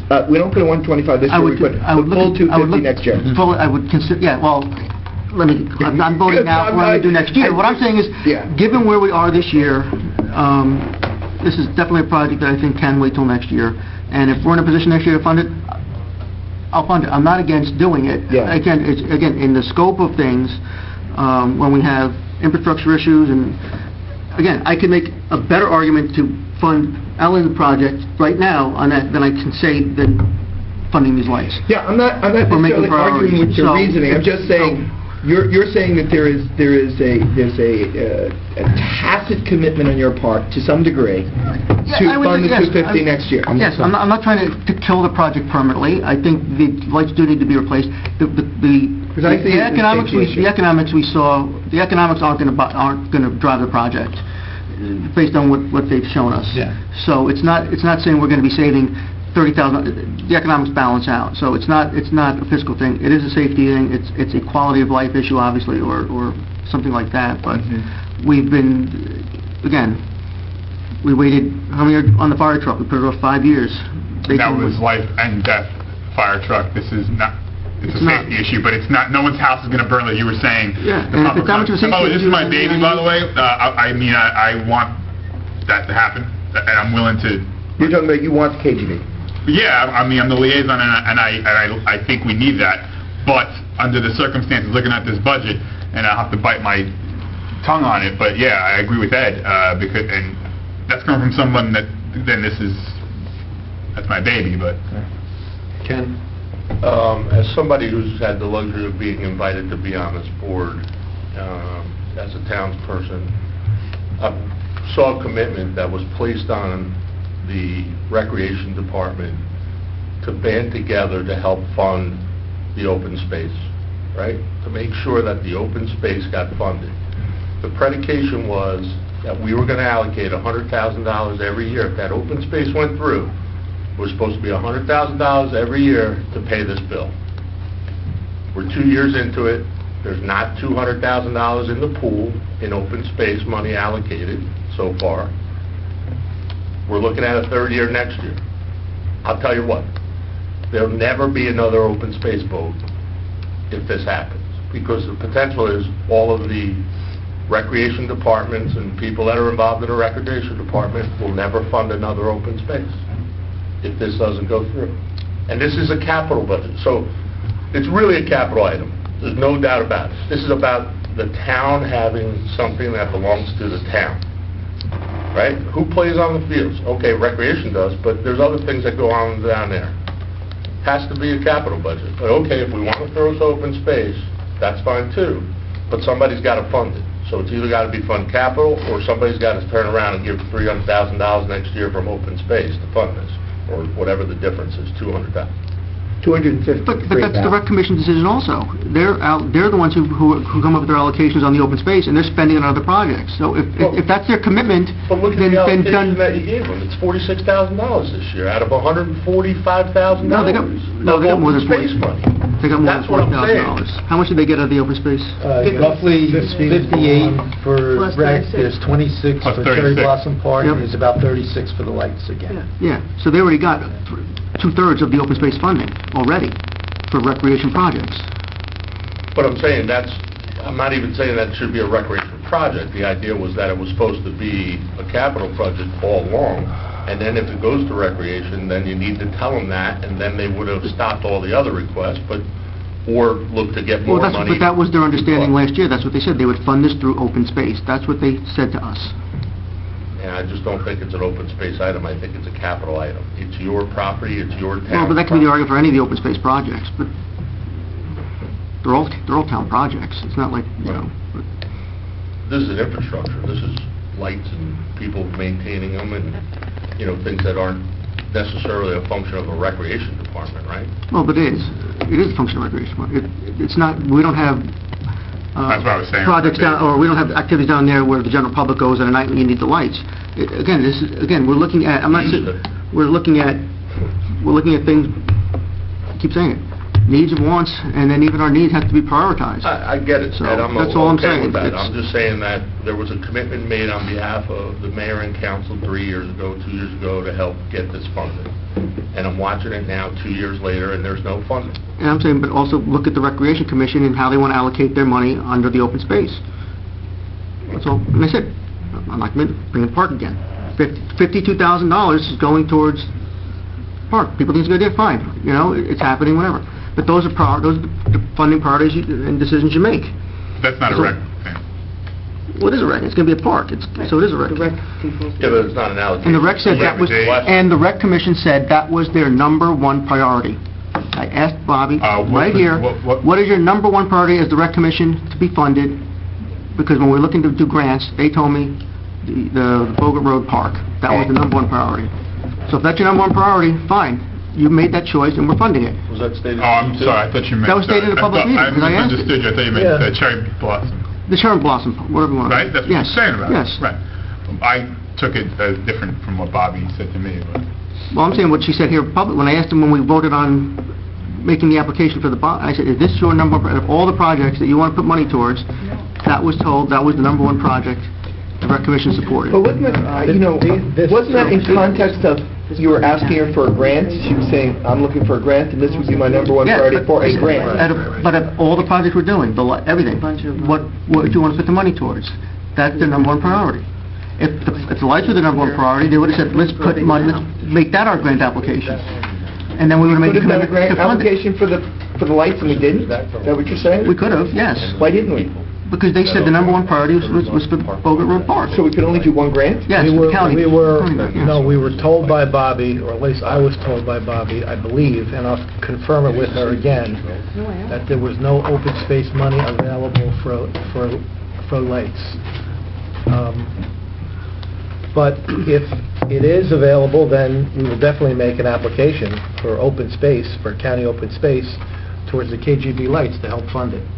But Ken is right, the council did make a 3-year commitment. The lights are older than a fire truck. Yeah, Right. we haven't turned the new ones on this year, but I can tell you there's going to be probably a minimum of 8 bulbs out. It's going to be another, $20 a bulb to change. $10,000 to change bulbs. And Still run with the same existing lumen pattern that was presented and on public record that we're already deficient on. right? So Yeah, it little becomes Billy a gets safety. whacked in the head with a bulb next year, I don't know where that goes in a lawsuit, but it's on public record. All right, well, But if Bobby stated that, Sandy, and made that commitment that the Blossom Park is That's not, Number in one my conversation, choice, maybe she didn't say that, but... Well, I know what I'm saying, she said it I here. remember And in the if it's a different context context? I remember it in the context that Councilman Papaleo stated that in terms of an open space request, then it would be. it was their top priority to go out for a grant, which they did, and we're getting it. We're getting $52,000 in county open space money to help fund that we're matching through a combination of $26,000 in capital and $26,000 from this year's open space. So that's it. That project is moving forward. This project should continue to move forward by keeping our commitment to allocate money towards next year's purchase of new lights at KGB. Anybody else have a comment? I would make a Let's take a vote. motion for $100,000. Put in $100,000 What for is the it? lights. What was Ed's motion then? From what? Ed didn't make a I didn't motion. I didn't you make a did, sorry. motion. My motion is to keep it at $100,000 for our commitment to fund the lights. So you want to reduce by 25? Yes. Can we leave it open? All right. Back to the top. Well, even if we approve it, we can go back to it. Is there a second on that? 30,000 last year for the entrance signs. I can't second that, because I'm going to leave it 125. I think for 25, that's half of what we need for next year. I think we made a commitment, so I appreciate Kathleen's attempt to compromise. I applaud that, and I agree with it, but I personally feel that we made a commitment to them. And I do understand Ed's point of view. The priorities that he is pointing out in the open space, request doesn't seem to match. But I agree with Ken and I agree with Bobby very strongly that I think this is a capital improvement. I think open space. My understanding of open space is that it's really more for maintenance and for smaller projects. I believe this is a capital. So I can't second this. If no one seconds Kathleen's motion, I'm going to make a motion to approve the 125 as it I stands. just have one more comment, like to Ed's point, where we're coming to the bottom of the list. We're at 2.4.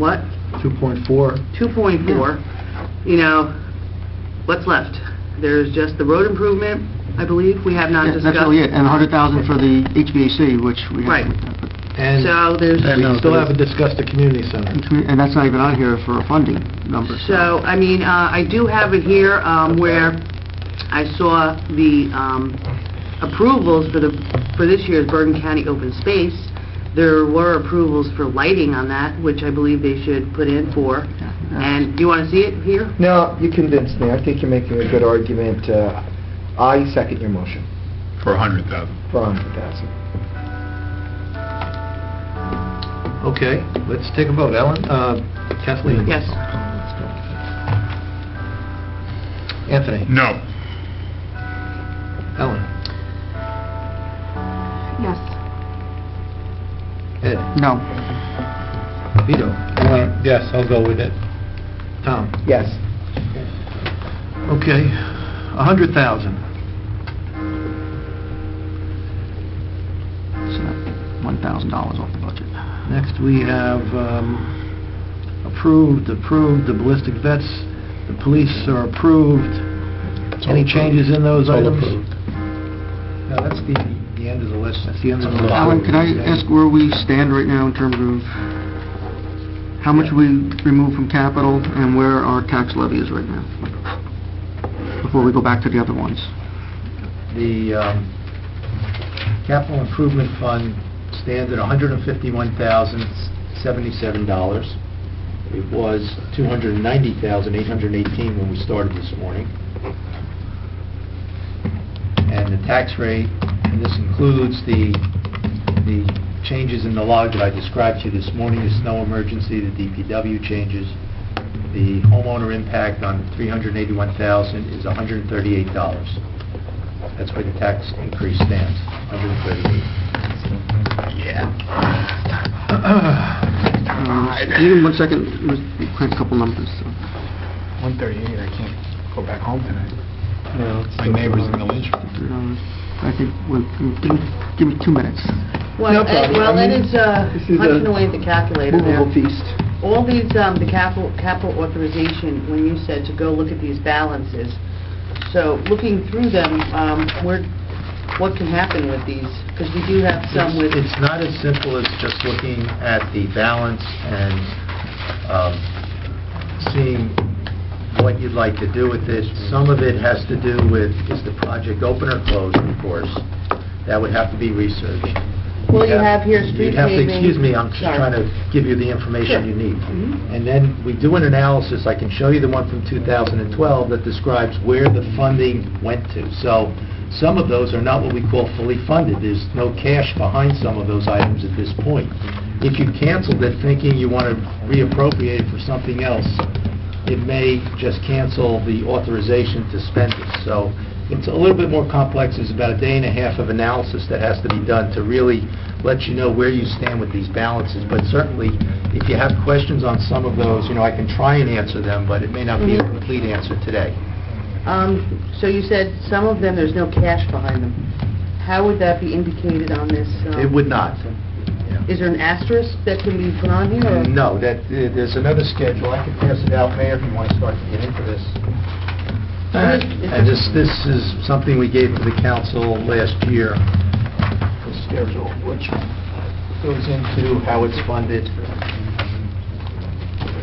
what the status of some of these projects are. Well, can you just give us an overview? No, I would prefer, the only overview I can give you is you have a current capital listing in front of you. They can look at the balance column, right? And by law, the balance is available to be spent. And what you would have to look at is the bottom line of the ordinance to determine whether the funds are available. So look on the first page, ordinance 1458, right? And you see... What page are we? First page, just a question, yeah. Just to give you an example, and we have 2 lines there, one for Kennecott Road improvement and one for the DPW roof.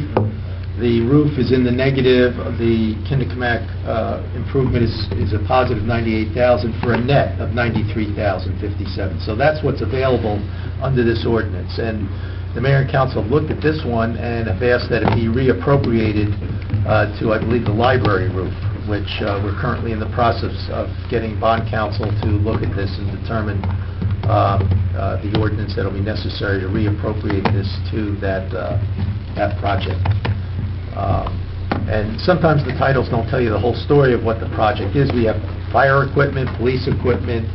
That has to be analyzed to determine whether there is still something that, they need to buy, and it's still out there. We have given assurances to the departments that in the capital area, the money stays here until the project is completed or canceled. My one question would be on page 10, just for an example. Sure. It's number 600, Hackensack Avenue acquisition. There's $500,000 in that one. That it's still there? Well... It's number 600 under 55-1656? Yeah, that is still there, but what you have to consider is that the public safety building generator, line 750, is in the red $76,000, so that would have to come off of that number, as well as any other items that are in the red there. All right, so that leaves a balance of $496 on that one. So there is a significant amount of money left there. So there's traffic improvements, that seems pretty general. Road resurfacing, that's still in there. No, well, that's from 2009. Yes, but there's a balance of funds there that could be used. Now, keep in mind also, these ordinances are written very specifically, so again, you just can't charge something, you have to look at the language that's in there, and if it's too specific, you have to go back and change the language, and the council can certainly do that just by passing another ordinance. So just for my own, for an example, on this list that we have, It's Police C-12 Computer Replacement Program. So on this one, there's still, say, $465 available. It says PD Technology Equipment. Would that be something that we could put toward that to reduce the request? Well, if you reappropriate any of this money, you could certainly do that. So looking right here, we have almost $500,000 to reappropriate. Well, yes, Possibly. and Hackensack Avenue has been controversial over the time. This money is here to acquire the small strips of land that are necessary to do the road widening. Now, the borough, when you do a road improvement, the borough is responsible for the the acquisition of the land, for the engineering, and for the police control that may be necessary during the project. This money, I believe, is here for acquisition. We have another commitment that's out there, and that is to do a sewer improvement on Hackensack Avenue if the county does the widening of the road. This project has been out here for, I don't know, I'm going to guess and say maybe 8 years now. It's been funded and defunded maybe 3 times. We did have a presentation months ago by Mr. Costa talking about where the status of the project stands with the county.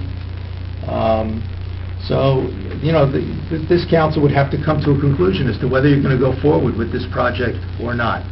Was that, when he came in, was that about the jug handle issue, or Well, something else? it was about the jug handle, but the presentation was that this widening also relates to the development and the redevelopment of the downtown area and making the traffic improvements that would be necessary to accommodate the build-out of the area. That it would attract new businesses into the area, so you know, yes, the money's available, but this is what I talk about when I say you have to look at each particular project and determine whether, you know, is it on hold, is it a go, is it around the corner, you know, where do we stand with it? Alan, if I remember that conversation correctly, and feel free to tell me I'm wrong, one of the things that you brought up, you had said at one point when we were talking about the acquisition of the land that you could not move forward with that without, I believe you said it, interlocal agreement or some sort of agreement that had not yet occurred, and even though you had asked the county several times for it. Can you comment on that? Is my recollection... Yes, you're correct. Whenever we do a traffic improvement with the county, good example is the Howland Avenue traffic light. We've had other traffic lights that we've improved and other things that we've done, the intersection. There's an agreement between the county and the borough, and that agreement stipulates who will pay for what, how much will be paid for, what those improvements are. That is still in the talking stages as far as I'm concerned. I don't have the copy of that signed agreement. I don't think it's been produced yet. So we don't have an agreement with the county on this project, although there's been a lot of engineering work that's done on the county side with regard to it. So this goes, I guess, to the point I'm trying to make.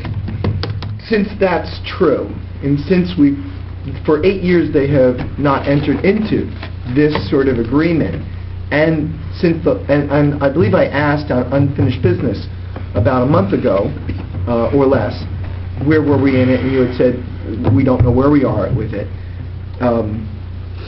I don't see the likelihood of this going through in the near future, or even in the short distance future, because they haven't even made an interlocal agreement with you, even though you have, and again, if my memory serves correctly, numerous requests for that.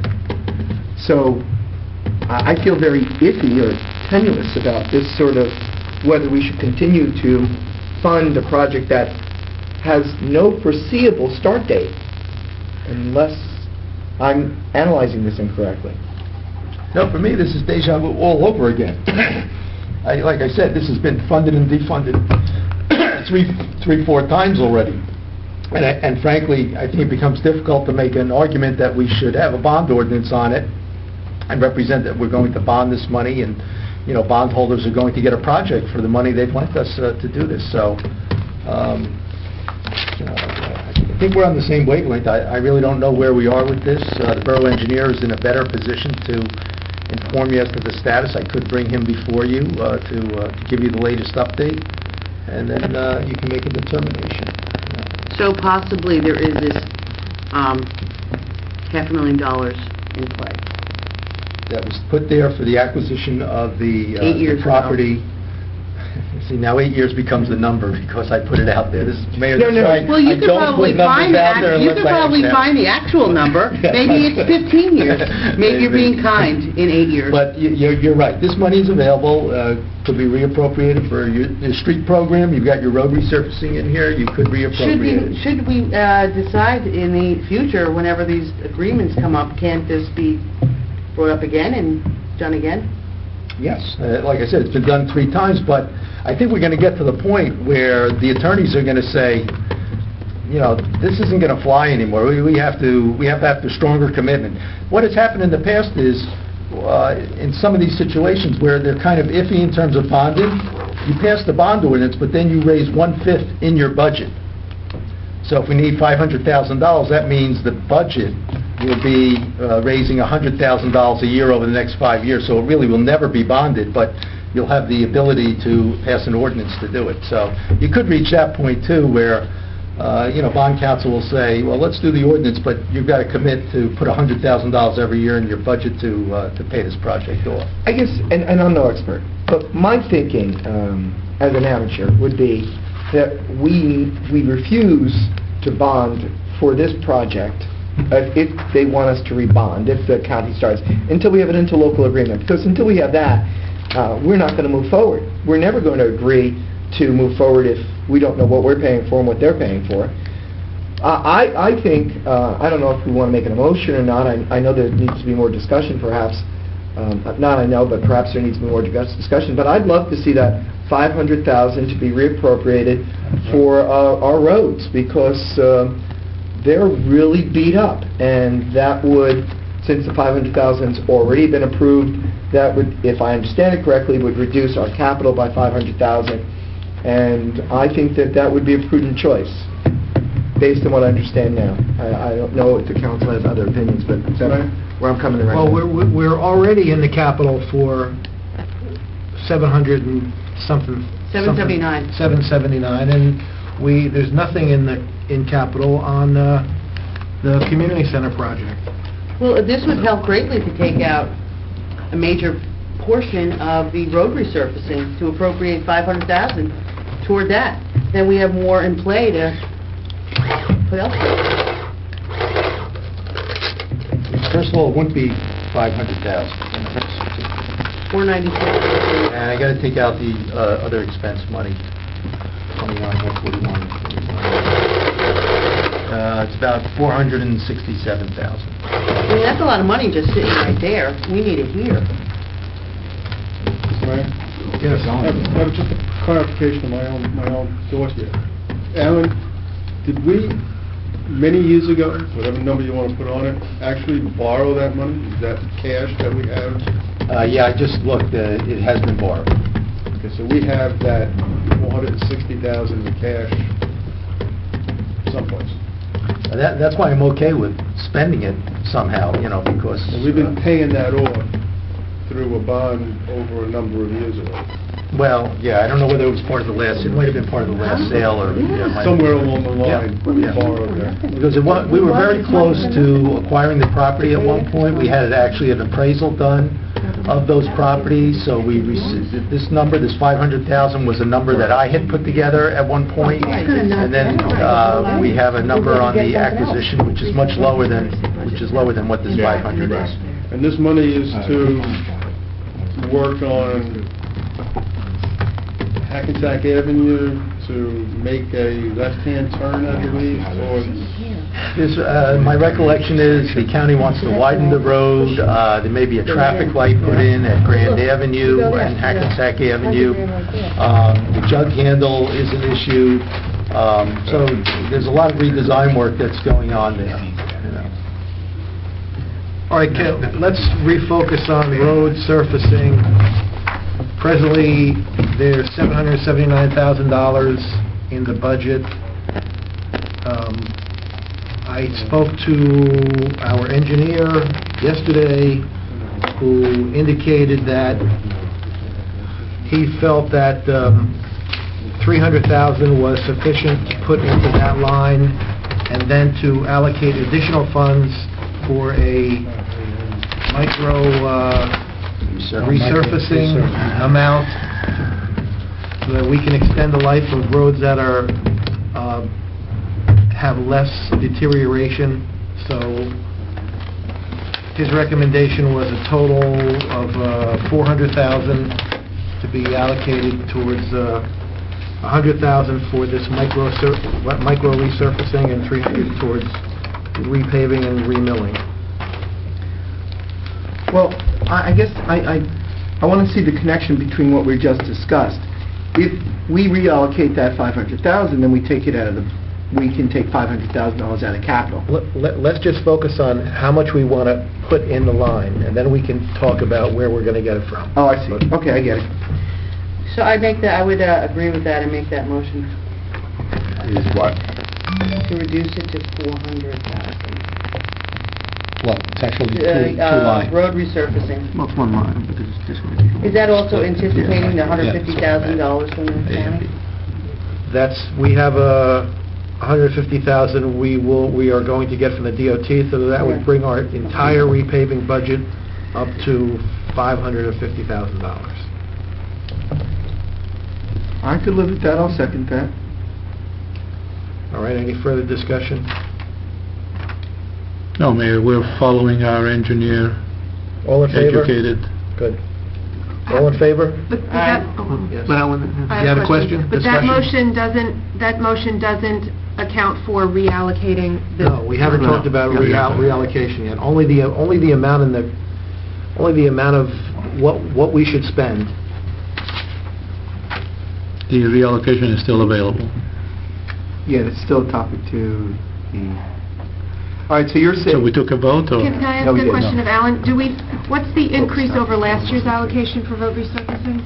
We had 150 Last year, so we're now talking 550, including the micro... No, I mean, I would discount the DOT grants because those we've had Okay, from I'm time sorry, to time. okay. Last year, we spent 300 altogether. Okay, including that grant. Yeah. Oh, so... So this year, it's 550, so it's 250 more than last year, in total. I think it's good, the combination of the microsurfacing. Yeah, plus- it's good. 150 grand. I do believe that our roads That's need to be a all high yes, priority. It's become a serious safety issue. I We agree. hear from seniors all the time that they're concerned about driving on the roads. So it should be a priority. Ed, I think, had something, right? No. Oh. So we take a vote? We're okay right now until we figure out the whole number, so I'm okay with the 400. I thought we were paused because Ellen had a I did, my Yeah. question was answered. So- Thank you. All right, so we have, there's a motion and a second for 400,000. All in favor? Aye. All right, good.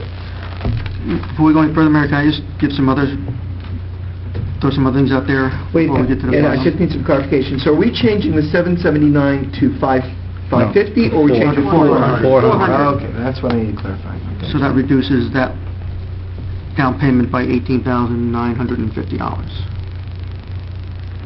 So what does that bring us to 120 for the tax at this point? We're at 138 now. Give me a minute, I'll try and figure it out.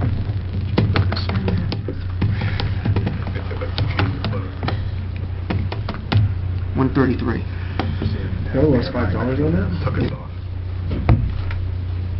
What was the number, Ed? I didn't... 133, that's my number. 132.96. Getting there. And I have a couple more suggestions. Oh, yeah. So by you, yeah? Yeah, I'm at 133. Okay. So good number. Okay, next is, what items haven't we covered yet? We did that, we did... Back to HVAC. The HVAC and the property acquisition. HVAC at the Borough Hall. Property Oh, that's out. acquisition was That's out, right. Yep, sorry. 133. HVAC and Community Center. And the what else? Did you Alan? say HVAC was out? No, No, no. we left it open. Okay. And the Community Center. What do you want to handle? What do you want to discuss? HVAC, right, it's first on the top there, so Yes, let's discuss that. let's get into it. Can I just ask one thing? So, we're at 133, right? And 133? And we have this $500,000 here that we can plug into this to drop that. Why aren't we including it now so we can get a better idea? Because it's off to the side, and now we're going to look to cut more, but we have $500,000 more to play with. Give us a better view of the playing field, yeah. Well, let's see what- First, we have to agree on the numbers, then we can... We might be able to agree There may more be if we had there may the be- other money in there. There may be more than $500,000. You only looked at one I know, line I've of looked 10 at all of pages. them, they're all highlighted. There's more than $500,000, you're right. So it's an extended discussion on this whole But it thing. impacts decision-making on Yeah, these but other let's issues. look at the number, all right? If we went from, even if we removed the 38,000, We're 38,000 in Stevens. if you took the whole, or not 38, what are we down to, Alan? It was, $133. no, the capital improvement, we have So you're down to 400,000, 18. I thought. 400,000 on that line, so the down payment is $20,000. So the most we're removing out of the budget would be $20,000 if we took all it from that other ordinance. If we remove $20,000 more, you're only reducing the tax rate by $5.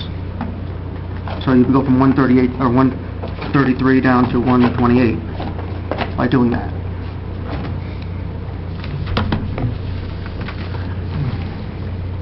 Mayor, the other point is, the capital list you have in front of you has, starting with that first project with the $93,000, that was from 2004.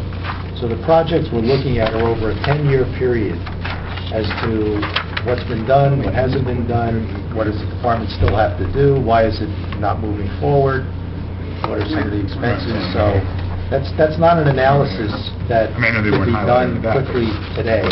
That's an analysis that will take several days to develop in consultation with some of the department heads, looking at the funding, and come back with a full report, as we've always done for the last 5 or 6 years, when the council has requested it, and come back with that schedule to advise you to what is available and what the status of those projects are.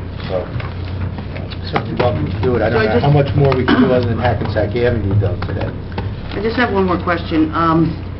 Looking again at this list, 55-1763, various public improvements, and one of them... What page are you on? Huh? What page? Oh, page 13.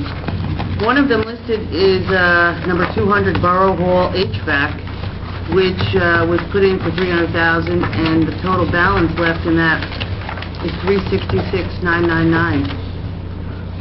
So, wouldn't that be able to be appropriated towards this HVAC? It already is. It already is. It's That's the the 300 we were 300 Ed was Oh, talking so what about the That's- rest of it, the $66,000? Well, that's what I think I just said. I have to look at it. I would have to go back and talk to the Department of Public Works to double-check that all the tree truck purchasing is complete. This might be the last payment that's due on the tree truck. Certainly, the resurfacing has been done, so that 17 is most likely available. The 38 is probably put there for some emergency situations or some other improvement. We might experience next week with all the freeze and thaw, and we'll have to get in there and do a road repair on an emergency basis. So it's the type of thinking that goes on before I can fully commit to say the rest of this money is truly available for you to... Is there any way to, like, go through this for us and tell us what is available? Yeah, but I think I just said for the last 5 or 6 years I've done that. It's going to require him to spend about a day and a half. Yeah. 2012, 2013, you can see the paperwork that's involved in trying to Wouldn't that help us do this analysis. to have all that information? Looking up Of course purchase it's going to help orders. us, and he's going to do it, but it's not ready now. Okay. I only suggested that Alan give us a brief rundown on it late last night. I don't think he read it until 6:30 this morning. Correct. What, Alan, you slept? Come on. I'm just They bring saying, down last I don't year's know how we work, can finalize some of the decisions when we have other things here that can be plugged in. Well, we've made good progress today. We have. How many more days of this do we have left? How many meetings are there? Well, even if we I can answer approve that it, we question. can make a change. We can come back and, we can come back and look at something again. Yeah. I mean, I don't think any of us are satisfied right now where we're at, but... No, but I think if we have some of this, the next time, we could knock some of this down and then be satisfied. Because I think right now we're at an impasse. Because we're looking I at don't really it. think we're at an impasse, because we have policy decisions to make. We have a policy decision to make whether or not we're going to fund any money towards a community center. We're not going to build it this year. We only want to know if we're going to make a policy decision. Do we want to not fund it, anything towards a community center this year? Do we want to fund, $2 towards it? We have to make a policy decision.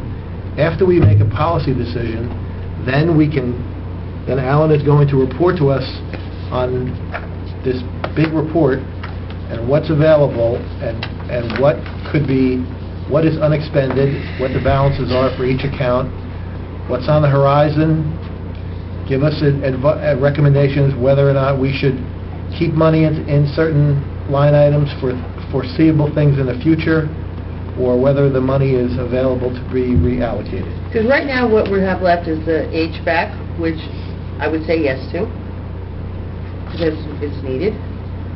And what else was left that's The only other open item that's been mentioned is the community center. Okay, so then it's community center, so that's... And we stand at 133. So... You always cut back into stuff in the I know, you're looking at it, you're like, everything seems necessary. They're down to the bare bones. You keep going back and forth like, I'm looking, I'm like, okay. It is that it matters, but... And Alan, the one thing that will come back to us, hopefully, is the county AVA, the $304,900. Yes. Yeah, we won't get to the point, I don't think, of actually, spending that money. You're right, that's all reimbursable. Our commitment that will affect our budget is really the $15,245 this year. And, when the project's complete, we should get that money back also, so. And that'll go into surplus. It's just a matter, we have to commit the $15,245 this year into our budget. All right, so if we could have a discussion on the community center, that'll probably be one of our last items. We have $100,000 that's listed on page... Well, we didn't take a vote on the HVAC. I make a motion to... I thought we were going to hear about a possible reduction in this conversation, right?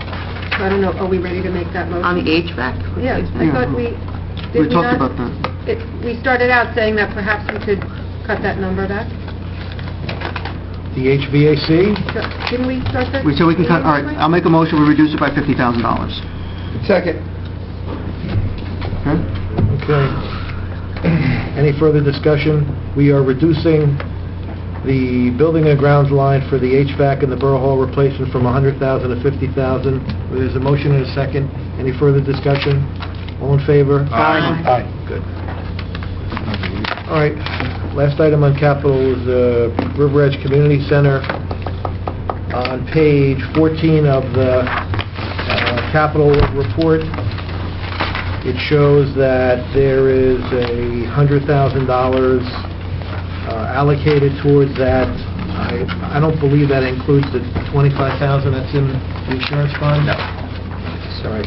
So that's a separate fund, so there's $125,000 in the available funding for that. Can't really do anything with under $25,000. I would request that council support an additional allocation towards the future community center in this year's budget. Open it up for discussion. Yes. I'm in favor of allocation, but not at the expense of where we are at the tax rate right now. If we can get the tax rate down to where I think is a reasonable level, and we can put that in, I'm all for it. But I don't know if whether it's 100,000, 200,000, I think that money has to be made up with reductions elsewhere, because everything is... Well, if it doesn't affect the tax rate. Then I don't have an issue. Okay. Yeah. So if we could reallocate funding from another source to put into that. And, if you want me to bring it up now, but, I know we had spoken about this, I think that we still need, and before you mentioned you were a little disparagingly about subcommittees and the like, I do think we need a subcommittee on what we're doing with this. Absolutely. And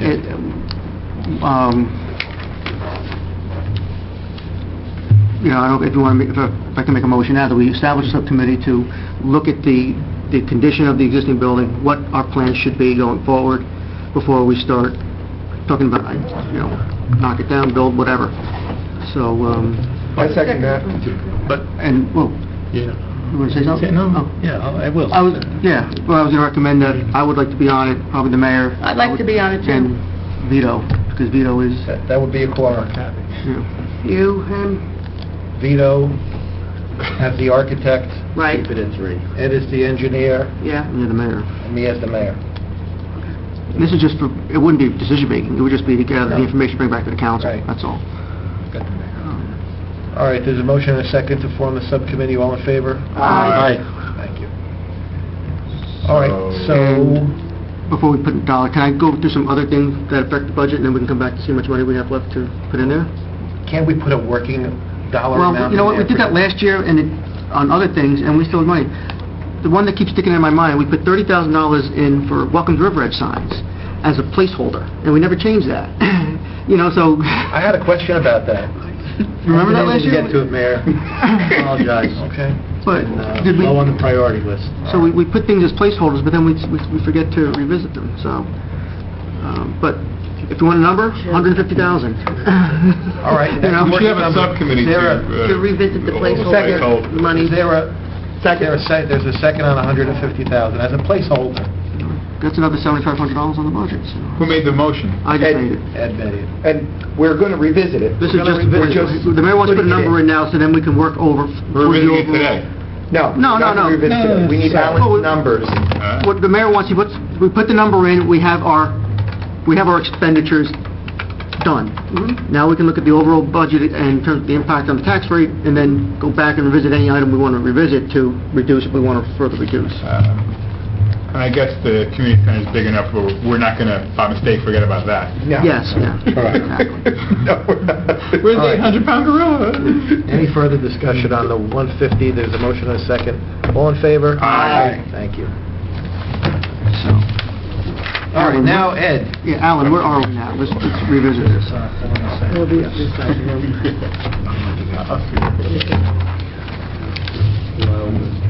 That's right.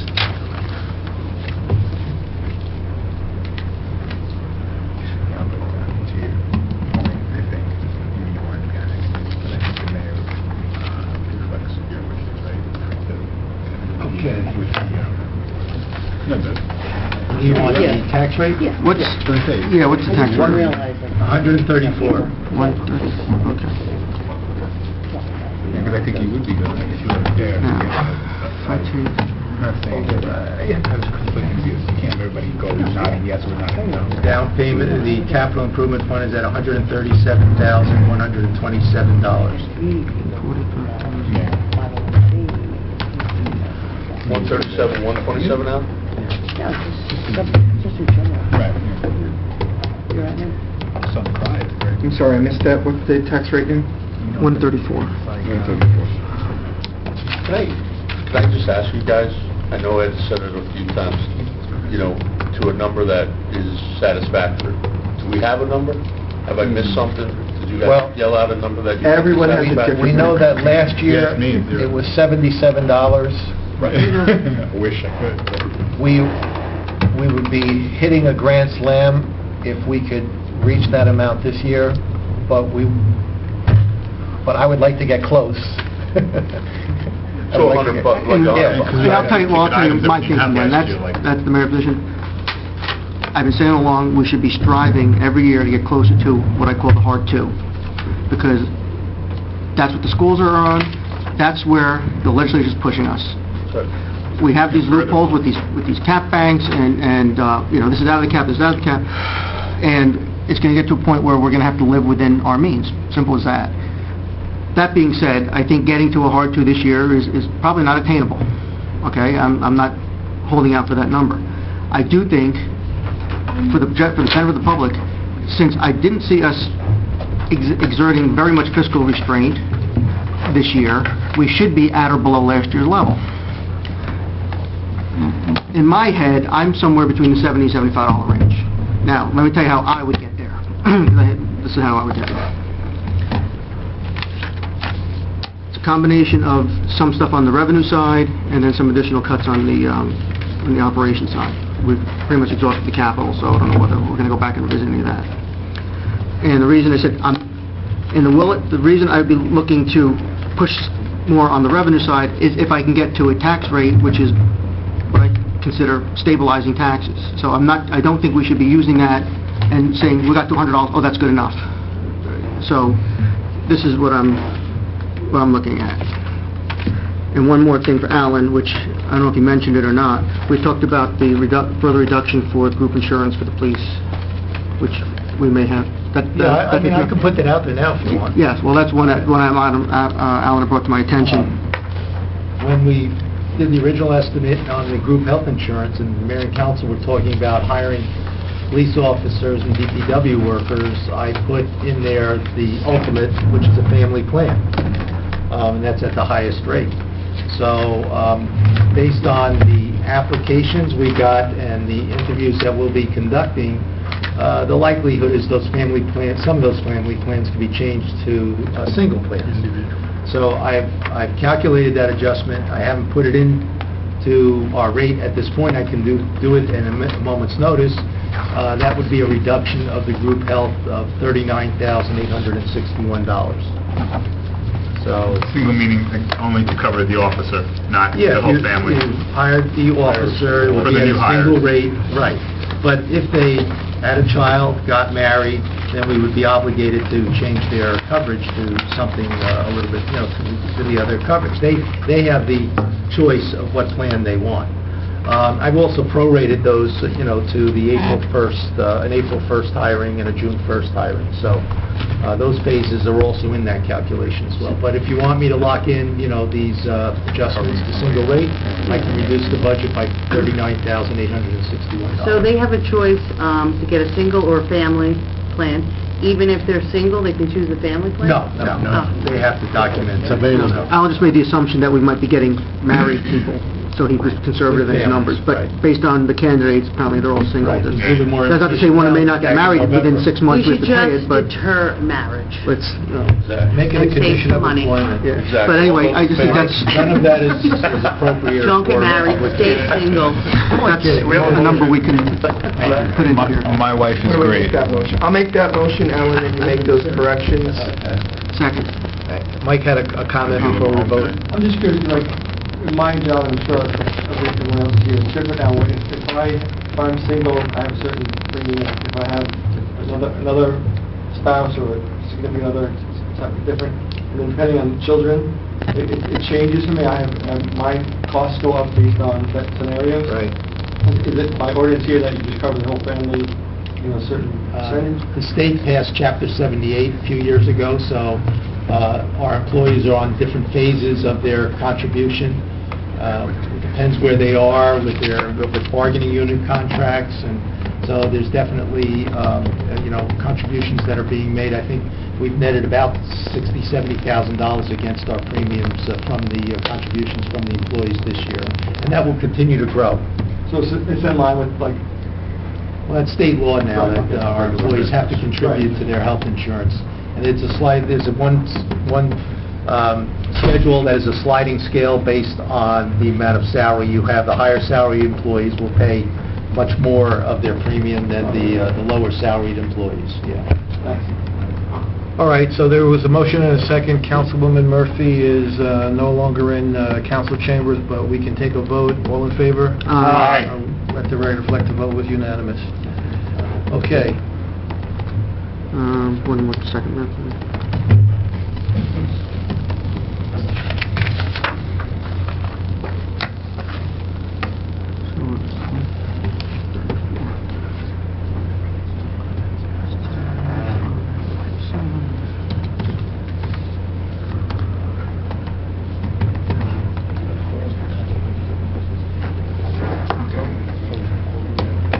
On the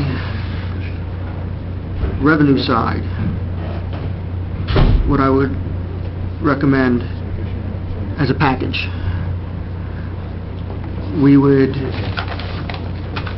put our surplus number back to what it was last year, from 400 to 425, increase 25,000. Police outside duty, I believe, was a low number.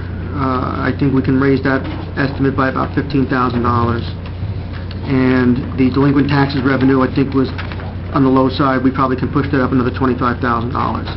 So that's $65,000 there. I also think we can look at using the RUT number based on what last year's collection rate was, and that would give us another $45,000. So the three of those items, or the two of them, would come to $105,475. And then if you add in the 100,000. Yeah, and then if you add the 39,000 we just did, that brings us down to $95. I'm still looking for another $20 on top of that, which means we have to come up with another $80,000 somewhere. Now, I have... Can we deal with the revenues? Yeah. Mayor, first? Well, I said I'm only just looking at... Because I'm not booking those just to bring it to 100. I said I'm looking at an overall package to bring us down to below last year's number. Well, why don't we move that? And then we'll look at the rest. Okay. So I second that motion. To incorporate all of Councilman Mignogne's Recommendations into the revenue side of our budget. Yes. What I recommend, Kathleen, was that we increase our surplus number to what we used last year, which gives us $25,000 more. Police outside revenue estimate, we probably can push it up by another $15,000 based on what Alan budgeted. Same for what we expect for delinquent taxes. I'm recommending we get $25,000 more out of that, and then using last year's collection rate for our RUT, which would pick us up another $45,000. So we're at 101,000. There was a motion by Tom. No, I was seconding. Oh, you were seconding. Okay. To Ed. All right. Any further discussion? All in favor? Aye. All right. Let's give.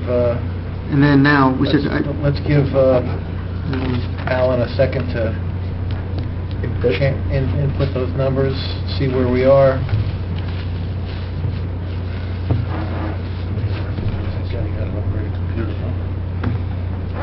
The hamsters are getting tired in that one. Is Dell still in business? Yeah, back. Yeah, better than ever. He repurchased his company back, Michael Dell. Got him back on track. They were hanging on there. Largest private takeover. It's amazing. He's pulling a Apple. Because that just was like on life support. So it's like 30? No. But they just didn't keep up with it. No one's been allowed like the owners. Remember Gateway? 25. They're still in business, actually. I see them on QS. Keep going downhill. Lenovo's killing them. And then the RUT's on the Apple page. II stuff. Right here. Add So $94 this becomes 98.9. On the rise. $94 with the revenue changes. with the revenue changes. Now, I have another What'd you say, $94? 94. Is the tax? Yes, Okay, not 101. 94. And if I want to get like 63, 21. All right, it's 10 minutes to 11. I'd like to... Card, literally. Just make one more package of recommendations. It might be there. Can we Okay. do it in 10 minutes? We'll try, but we're not going to be exactly where I want to be, but we'll be almost halfway there. About 20. I'm looking at another 61. Thank you. $40,000 more out of operating. I'll tell you this is what I would recommend.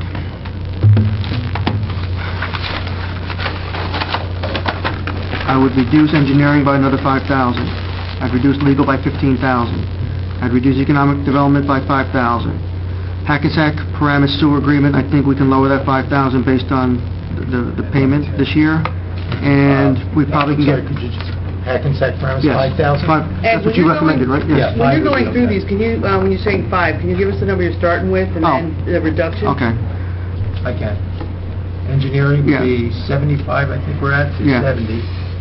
Yes. Legal 125.6 to 110.6. Economic from 25 to 20. Right. That's the SID, right? Yep. Yes. And We already then, chopped that one down. That already got chopped. Let him finish, and then we'll go Sure. back. Let him I'll let him finish. finish. again, everything can't be the same priority. And I said, you can go through the line by line too if you want to find where to Right. cut. I said, I spent a lot of time doing this. I don't walk in here on, Saturday morning I'm and not try to saying. figure it out, so. No problem. And then. Premise Premise 154 to 149. 149,000. And then I think that we can lower our estimate on the utilities by 10,000 in the aggregate. That gets us 40,000. How much was off legal? 15. 15. We're still more than what we have last year. That brings it down to what? 110, 600.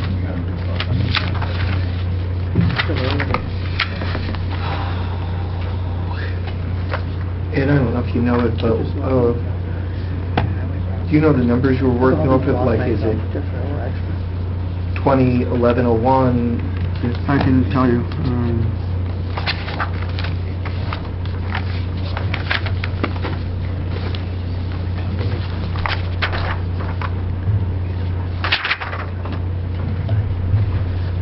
Sorry, Ed, all I had was economic development and legal. I didn't hear your other...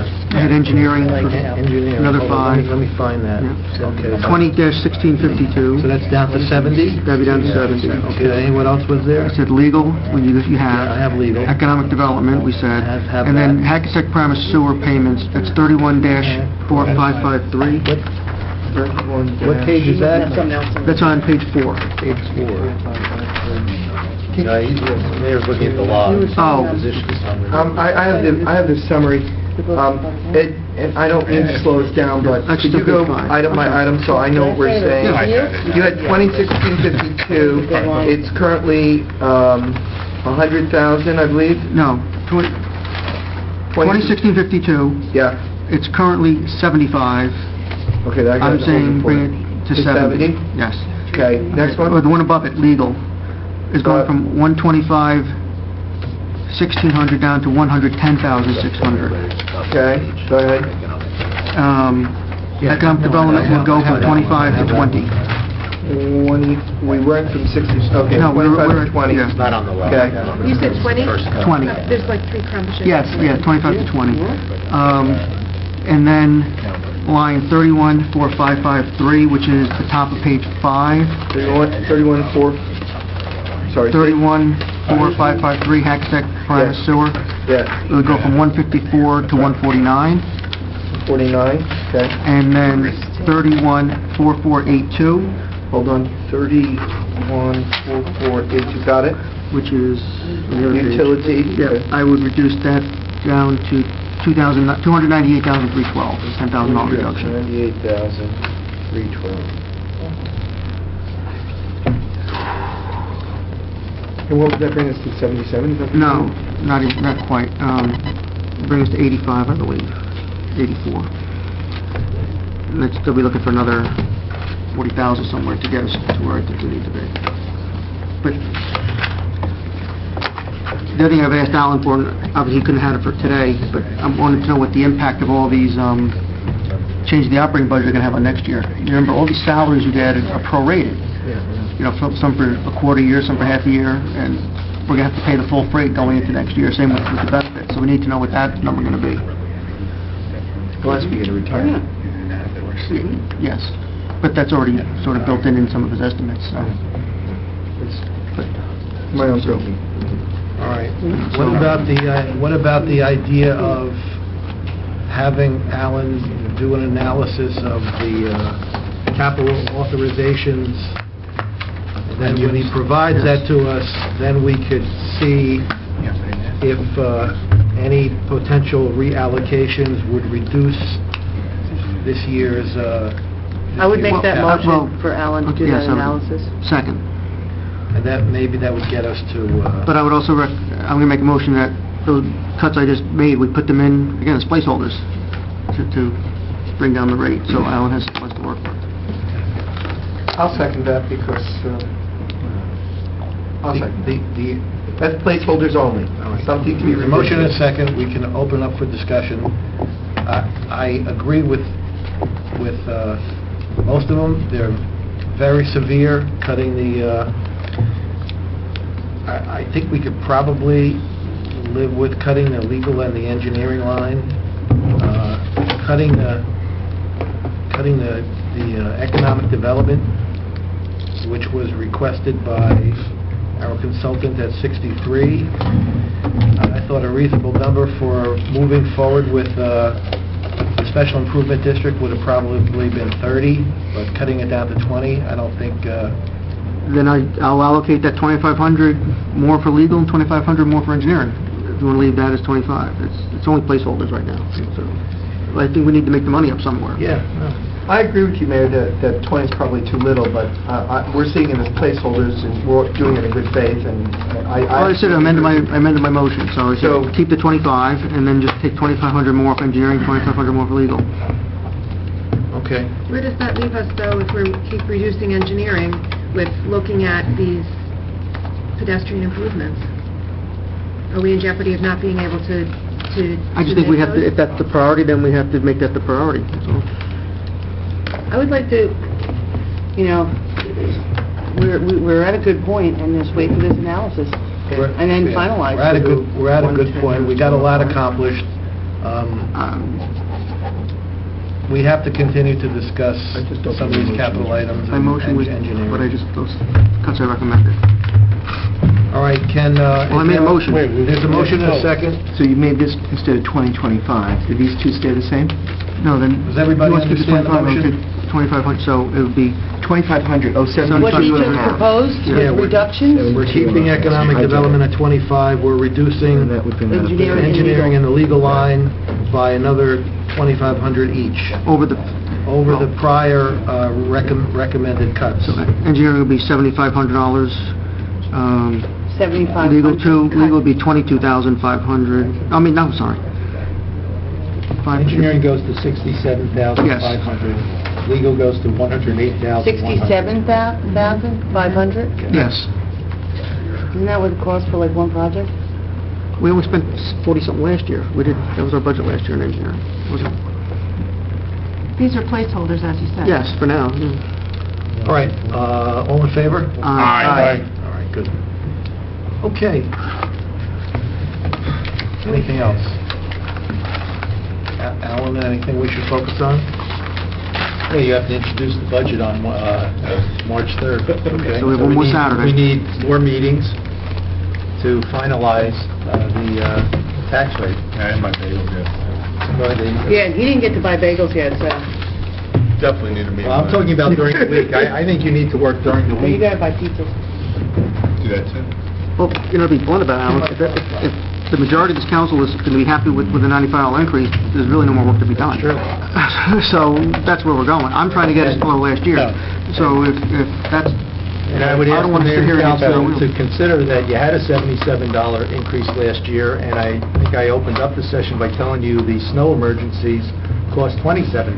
So you're basically delivering the same budget as last year, plus you had these emergencies that you had to deal with. But we should be able to absorb those emergencies in our budget and not just keep, if something happens every year and pass it along to the taxpayer and say, oh, well, that's outside of what we should be doing. We could if we were in a financial position to do so. 15, 20 years ago, we were. This time, given our present position, we're But not in that position. we also have the strongest fund balance we've had in a number of years. And some of the revenue pushes that we've made lately will not give us a strong comeback. I would predict it will not give us the same strong comeback that we've had in 2013 when we end up in 2014. So while we made a step forward, we'll either be holding our place or regressing slightly. You mean in terms of surplus? Yes, yeah. And, the same holds true for when you take capital balances and that could be canceled and go towards a capital surplus. The rating agencies look at all of our reserves, no matter what funds they're in, and they make an assessment based on, what your reserve surplus is in all of these areas. We've been deficient in all of these areas, but we've started to come back. So as you continue to press these areas to provide relief on the tax rate, which I certainly understand, just keep in mind, you're sacrificing this Well- other aspect of the, the rating agency's desire for you to have sufficient fund balances on hand. Mayor? Yes. You know, Ken asked us what we thought. What does the public think? Where do you guys think the tax rate should be? What do you think the council should be? I'm not looking for dollars, but I'm asking philosophically. What do you think? That's why, we have the citizens on here. I don't want to lead the question. I'm just asking the same kind of thing. Where do you feel comfortable in terms of balancing services and balancing the tax increases? That question is a little bit complicated because when I look at my tax bill, I don't necessarily look at the municipal side. I look at the entire bill. So without knowing what the regional and the local district and the county is going to do, it's a little bit difficult to throw that number out and say that's what I'm looking at. I'm always of the opinion that there should be a modest increase.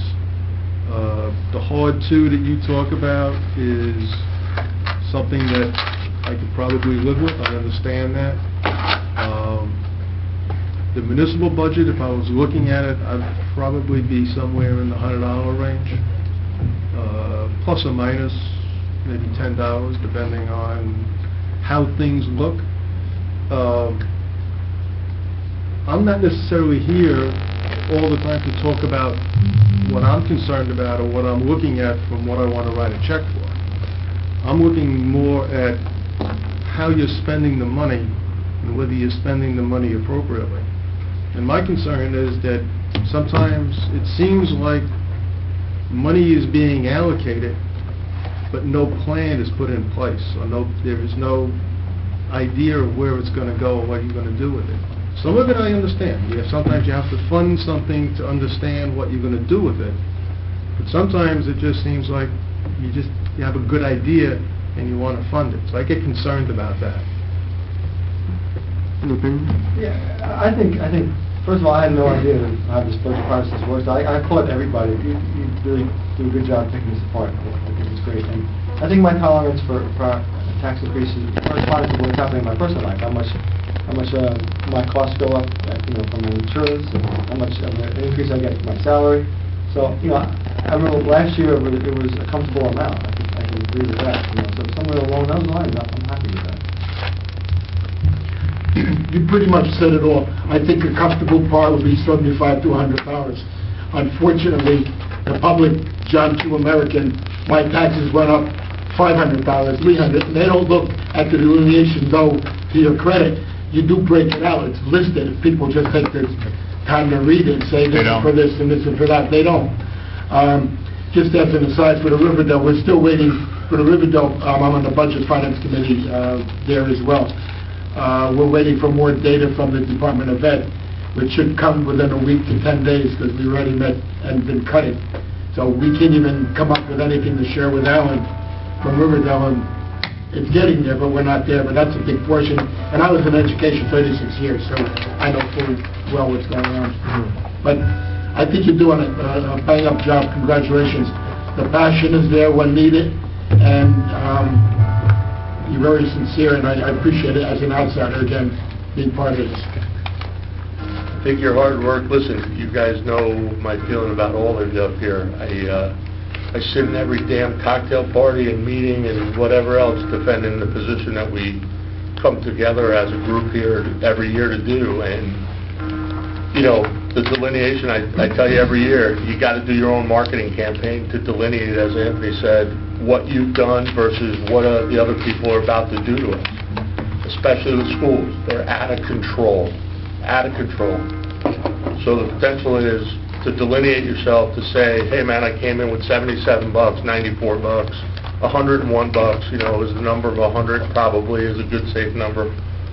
The potential is you got to keep stressing out to the street in some paraphernalia besides just the tax bill where it's broken down. There should be a solicitation on behalf of the mayor and council to the constituents to show what you've done to achieve that little increase. Yeah. Because that's the problem.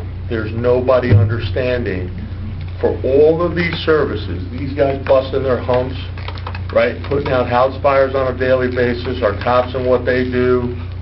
Nobody understands. They get that on an average homeowner for about $2,500 a year. Yep. Could I, pardon me, if I could just backtrack. I thought, was it the last meeting, there was discussion about having the municipal meetings on cable TV, and I think Verizon and hopefully Cablevision would be brought into that as well. I think that could go in a large part to have them, the meetings shown live and maybe a delayed taping as well, and allow more of the... You're on tape right now. Well, we're on the internet. But you have to go to the website. Yeah. YouTube. I'm saying if it's channel 77 or what have you, it might be more conducive for people to see what you're doing. Another tool, yeah. Exactly, rather than, not everybody will go to they don't have the discipline, or the older people, they go to the website. I know it's a great thing, I look myself.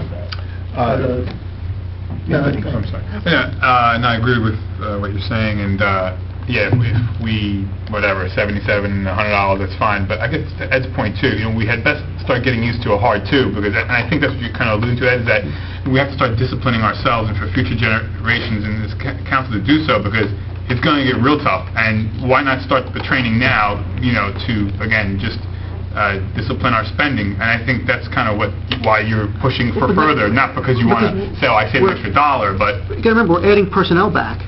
Right. And what's gonna happen is if we get stuck with either more stringent caps or some other emergencies, we're gonna be throwing furloughs again, or layoffs again. Yeah, We've gotten away from that.